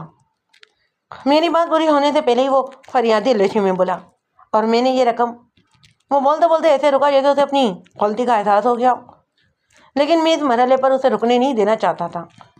اس کی بات کو مکمل کرتے ہوئے میں نے کہا، آصف، میں جانتا ہوں کہ تم نے ڈاکٹر عمر حیات کو قتل نہیں کیا، اور یہ رقم تم نے موقع سے فائدہ اٹھاتے اس وقت چرائی جب تم ڈاکٹر یاور عباس کو فون کر کے کلینک کا معائنہ فرما رہے تھے۔ یہ کہنا چاہتے ہو نا تم؟ میں نے لمحے بھر کو رک کر حوالے نگاہوں سے گواہ کی طرف دیکھا اور اضافہ کرتے ہوئے کہا، وقوعے کے روز کلینک کی جو صورتحال تھی اس سے تم نے یہ بھانپ لیا کہ قتل کی واردات کا سارا ہی شک ناصر محمود کی طرف جا رہا تھا، لہٰذا اس موقع کو غنیمت جانتے ہوئے تم نے دن رات بھر کی آمدنی اڑا لی۔ اگلے ہی روز یعنی 5 فروری کو تم نے یہ چوری شدہ رقم اپنے اکاؤنٹ میں ڈپازٹ بھی کروا دی۔ تمہیں یقین تھا کہ رقم کی یہ چوری بھی ملزم کے کھاتے میں جائے گی، اور دیکھو بالکل ایسا ہی ہوا۔ تم قاتل نہیں ہو، تم صرف ایک موقع پرست چور ہو۔ میں غلط تو نہیں کہہ رہا؟ وہ ریلنگ کو تھامے ہوئے ندامت آمیز لہجے میں بولا، جی مجھ سے غلطی ہو گئی، میں لالچ میں آ گیا تھا۔ ان لمحات میں شیطان نے میری سوچ کا اسٹیئرنگ غلط سمت گھما دیا، اور میں اپنے کیے پر بہت شرمندہ بھی ہوں۔ میں نے نرم لہجے میں کہا، آصف، انسان 2 چیزوں کا پتلا ہے، نمبر 1 مٹی، نمبر 2 خطا۔ اگر کوئی انسان ہے تو اسے زندگی میں خطا بھی ہوتی ہوگی، کیونکہ اس مشن کے لیے شیطان 24 گھنٹے اس کے ساتھ لگا ہوا ہے۔ بہرحال یہ ایک اچھی بات ہے کہ تم اپنے کیے پر نادم ہو، اور مجھے یقین ہے کہ اگر تم چوری شدہ رقم ڈاکٹر یاور عباس کے حوالے کر دو تو وہ نہ صرف تمہیں یہ کہ معاف کر دیں گے بلکہ تمہاری نوکری بھی بحال رہے گی۔ بہت بہت مبارک ہو میرے فاضل دوست، سالر رضوی نے تنزیہ لہجے میں کہا۔ آپ نے ایک کیس تو حل کر ہی ڈالا، لیکن ڈاکٹر عمر حیات کے قتل کا معاملہ ابھی جوں کا توں باقی ہے۔ میں نے اس کے طنز کا منہ توڑ جواب دیا، اور تقاضا کا ایک گواہ بھی تو باقی ہے۔ کیا مطلب؟ وہ چوکنا نظر سے مجھے دیکھنے لگا۔ میں نے کہا، رضوی صاحب، میں نے کوئی ایسی پیچیدہ بات تو نہیں کر دی جس کا مطلب اخذ کرنا آپ کے بس میں ہی نہ ہو۔ میں نے ڈرامائی توقف کیا اور وکیل تقاضا کو گھورا، اور اپنی بات میں اضافہ کرتے ہوئے کہا، ان تقاضا کے گواہوں کی فہرست آپ کی جانب سے دائر کی گئی تھی، اور آپ ہی اپنے ممبر کو بھولے بیٹھے ہیں۔ لگ بھگ 9 درجن گواہ شہادت کے لیے عدالت میں پیش کیے جا چکے ہیں، صرف ایک ہی تو باقی بچا ہے۔ آپ اسے عدالت میں پیش کریں اور آپ کا دوسرا مسئلہ خود بخود حل ہو جائے گا۔ میں نادر خان کی بات کر رہا ہوں۔ اس کے ساتھ ہی عدالت کا وقت ختم ہو گیا اور جج نے 4 روز بعد کی تاریخ دے کر عدالت برخاست کر دی۔ نادر خان ایک صحت مند راست کامت شخص کا مالک تھا۔ اس نے قربہ کلموں کے ساتھ ایک مخصوص قسم کا ہیئر اسٹائل بنا رکھا تھا، تاہم اس کے سر کے بال زیادہ لمبے نہیں تھے۔ اس کی عمر 40 اور 45 سال کے درمیان رہی ہوگی۔ وہ دونوں ہی اپنے ہاتھ پشت پر باندھے کٹہرے میں کھڑا تھا۔ جب وہ گواہی کے لیے عدالت میں پیش ہوا تو خاصا نروس دکھائی دیتا۔ اس میں وکیل انتقاضہ میں وہ میلان نظر نہیں آتا تھا جو اس رشتے کا وتیرہ یعنی کہ وتیرہ امتیاز سمجھا جاتا ہے۔ میں کوارڈینیشن کے فقدان کا سبب جانتا تھا، اور مجھے یقین تھا کہ جج کو بھی اس معاملے کا پورا آئیڈیا ہو چکا تھا۔ پچھلی پیشی پر بہت کچھ واضح ہو گیا تھا، جبکہ گزشتہ پیشی پر اس نے صرف 4 دن بعد کی تاریخ دی تھی۔ گواہ حلفیہ بیان ریکارڈ کروا چکا تو وکیل تقاضا جرح کے لیے اس کے پاس پہنچ گیا۔ میری توقع کے خلاف سہولت رضوی نے نہایت ہی مختصر سی جرح کے بعد مجھے ٹرن دے دی۔ وکیل تقاضا کے اس موٹے طرز عمل سے صاف ظاہر تھا کہ اس کے تازیے کم منہ پیش ٹھنڈے ہو چکے ہیں۔ میں بھی جج کی اجازت حاصل کر کے انتقاضا کے گواہ کی طرف بڑھ گیا۔ میں نے اس کی آنکھوں میں دیکھتے ہوئے کہا، خان صاحب، آپ مجھے تو اچھی طرح پہچانتے ہوں گے۔ شاید وہ مجھ سے ایسے سوال کی توقع ہی نہیں کر رہا تھا۔ آنکھیں سکیڑ کر اس نے مجھے دیکھا اور نفی میں گردن ہلاتے ہوئے بولا، وکیل صاحب، میں آپ کو نہیں جانتا، بس اتنا پتا ہے کہ آپ ملزم کے وکیل ہیں۔ ملزم کا وکیل تو میں اس عدالت میں ہوں۔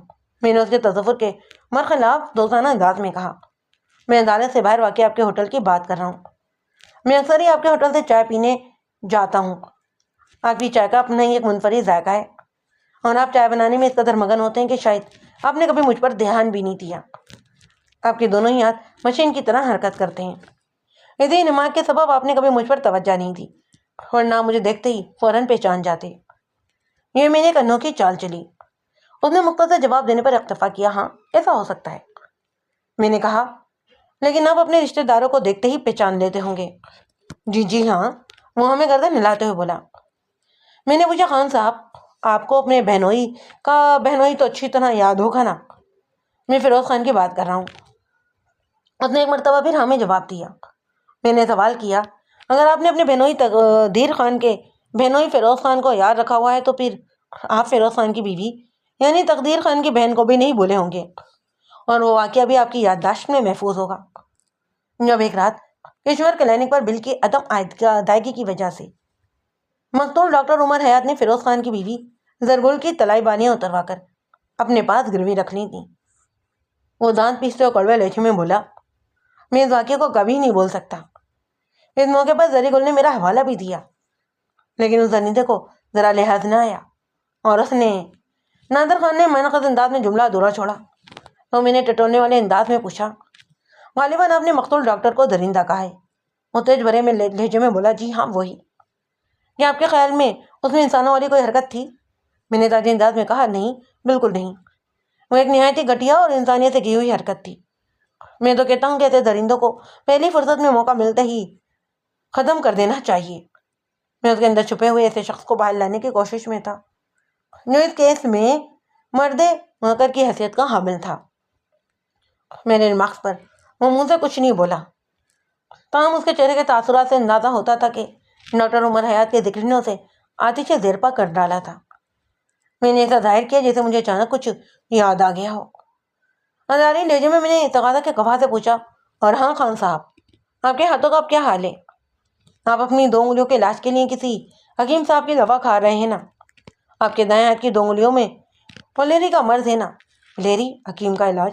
منظر پٹا ہوئے انداز میں بولا، یہ آپ کیا کہہ رہے ہیں؟ اپنے 2 ہاتھوں کو سامنے لائیں۔ شاباش، میں نے بچانے والے انداز میں کہا، میں دکھاتا ہوں آپ کی کون سی 2 انگلیاں مختصر ہیں۔ دائیں ہاتھ کو آگے لائیں۔ میں نے اتنی خوبصورتی سے اور مہارت سے جال پھینکا کہ وہ فوراً ہی میرے جال میں آ بھی گیا۔ اس نے مجھ پر بندھے ہوئے دونوں ہاتھ ایک جھٹکے سے کھولے اور میرے سامنے پھیلا دیے۔ میں نے سیدھے ہاتھ کی 2 انگلیوں کی جڑوں کی طرف اشارہ کرتے ہوئے کہا، دیکھیے نا خان صاحب، ان 2 انگلیوں کی جڑوں کا رنگ آپ کی مخصوص مجموعی رنگت سے بہت زیادہ سفید ہے۔ یہی تو ہے فلیری کا مرض جس کے لیے آپ ایک حکیم صاحب۔ یہ فلیری نہیں ہے۔ وہ میری بات پوری ہونے سے پہلے ہی جوشیلے لہجے میں بولا، یہ تو انگوٹھیوں کی وجہ سے نشانات بن گئے۔ ایسے واضح اور گہرے نشانات ہاتھ کی انگلیوں پر اس وقت نمودار ہوتے ہیں جب سالوں سال سے انگوٹھیاں پہنی جا رہی ہوں۔ میں نے بھی جرح کے زاویے کو اپنے مقصد پر فوکس کرتے ہوئے دھواں دار انداز میں کہا، اور عدالت میں آنے سے پہلے آپ نے اپنی انگوٹھیاں کیوں اتار دیں خان صاحب؟ کہیں آپ کے وکیل نے آپ کو یہ تو نہیں بتا دیا کہ پچھلی پیشی پر عدالت میں انگوٹھیوں کا کچھ زیادہ ہی تذکرہ ہوا ہے؟ کیا مطلب ہے آپ کا؟ وہ بکھری ہوئی آواز میں بولا، میرا مطلب یہ ہے کہ میں نے اس طرح تو لہجے میں کہا، درندوں کو تلف کرنا ضروری ہوتا تو انسان موقع محل دیکھ کر فائدہ اٹھانے سے نہیں چوکتا، اور اگر چٹر کھلا ہوا مل جائے اور یہ بھی پتا ہو کہ درندہ گہری نیند میں ہے تو خام کا دونوں ہاتھوں کی انگلیوں میں بڑی ہی قاتلانہ سی سرسراہٹ ہونے لگتی ہے۔ اور آپ نے بھی؟ میری بات ابھی مکمل بھی نہیں ہو پائی تھی کہ عدالت کے کمرے میں ایک بڑا ہی عجیب واقعہ رونما ہوا۔ انتقادہ کے آخری گواہ نادر خان نے کٹہرے سے نکل کر اچانک خارجی دروازے کی جانب دوڑ لگا دی۔ ان ساری صورتحال نے جج کو ہنگامی احکامات صادر کرنے پر مجبور کر دیا۔ متعلقہ عدالت میں شامل 2 سادہ لباس پولیس اہلکار نے آن واحد میں جوش بھری اور عدالت کے دروازے تک پہنچنے سے پہلے ہی نادر خان کو دبوچ لیا۔ اس کارروائی میں کیس کے انکوائری افسر سب انسپکٹر امداد علی نے بھی سادہ لباس اہلکاروں کی بھرپور مدد کی۔ میری محنت نے آئیوں کی آنکھیں کھول دی تھیں۔ نادر خان سے اقبالی جرم کروانے میں پولیس کو کوئی زیادہ محنت نہیں کرنا پڑی۔ پوسٹ مارٹم کی رپورٹ کے مطابق انگوٹھیاں پہنے 2 مضبوط ہاتھوں نے مقتول کا گلا دبا کر اسے منہ سے ہمکنار کیا۔ نادر خان نے تقسیم کیا کہ وہ انگوٹھیاں برادر ہاتھ اسی کے تھے۔ مقتول نے اس کے بہنوئی تقدیر خان کی بہن زری خان کے ساتھ پچھلے 25 مارچ کی رات جو طرز عمل اختیار کیا تھا وہ اسے فراموش کر ہی نہیں سکتا تھا۔ نادر خان نے اپنے جرم میں یہ بتایا کہ وہ دن رات ڈاکٹر عمر سے انتقام لینے کے بارے میں سوچتا رہتا، لیکن وہ اس کام کو ایسی خوبصورتی سے انجام دینا چاہتا تھا کہ کوئی بھی شک آلود انگلی اس کی طرف نہ اٹھے۔ اور پھر 4 فروری کی صبح 8 بجے جب ملزم ناظر محمود گھر جانے لگا تو اس نے نادر خان کو بتایا کہ وہ کلینک کا شٹر نہیں گرا کر جا رہا کیونکہ اندر ڈاکٹر عمر حیات سویا ہوا ہے۔ ملزم کی عادت تھی کہ وہ جاتے وقت کلینک کا شٹر گراتا اور نادر خان کو بتاتا تھا کہ وہ گھر جا رہا ہے۔ نادر خان کا چائے خانہ کلینک کے بازو سے ہی تو لگا ہوا تھا اور بعض اوقات نادر خان چائے کی تیاری کے دوران میں کلینک پر بھی حفاظتی نگاہ رکھتا۔ ایسے ہی میں نادر خان کے دن میں انتقام کا جو لاوا پک رہا تھا اسے اخراج کی راہ مل گئی۔ ملزم کے جانے کے بعد وہ خاموشی سے کلینک میں داخل ہوا اور بے خبر سوئے ہوئے ڈاکٹر عمر حیات کا گلا گھونٹ کر زندگی کی قید سے آزادی دلوائی اور شٹر گرا کر دوبارہ اپنے ہوٹل میں آ گیا۔ کلینک کا شٹر اس نے محض اس لیے گرایا تھا کہ شک کے سارے ہی تیر ملزم کی سمت پرواز کر جائے، اور ایسا سوچتے ہوئے اس حقیقت کو فراموش کر بیٹھا کہ تدبیر کندہ بند تقدیر کندے خندہ، اس کائنات میں ایک ذرے کے فاصلے پر کوئی ایسی قوت بھی موجود ہے جسے کوئی نہیں دیکھ سکتا مگر اس کی سب پر گہری نگاہ ہے، اور جب کوئی نادر خان اس طرح کی منصوبہ بندی کرتا ہے تو وہ قوت معنقز انداز میں مسکرانے پر محض اکتفا کرتی ہے۔ چور اور قاتل کی کہانی تو اختتام کو چھونے میں کامیاب ہو گئی، لیکن یہ نامعلوم ہو سکا کہ مقتول کو گہری نیند میں پہنچانے کا کارنامہ انجام کس نے دیا۔ بالآخر یہی سوچ لیا گیا کہ مقتول ڈاکٹر عمر حیات نے سونے سے قبل کوئی دوا لے لی ہوگی اور وہ اوور ڈوز ہو گئی ہوگی۔ سیانے لوگ شاید اسی لیے میانہ روی پر زور دیتے ہیں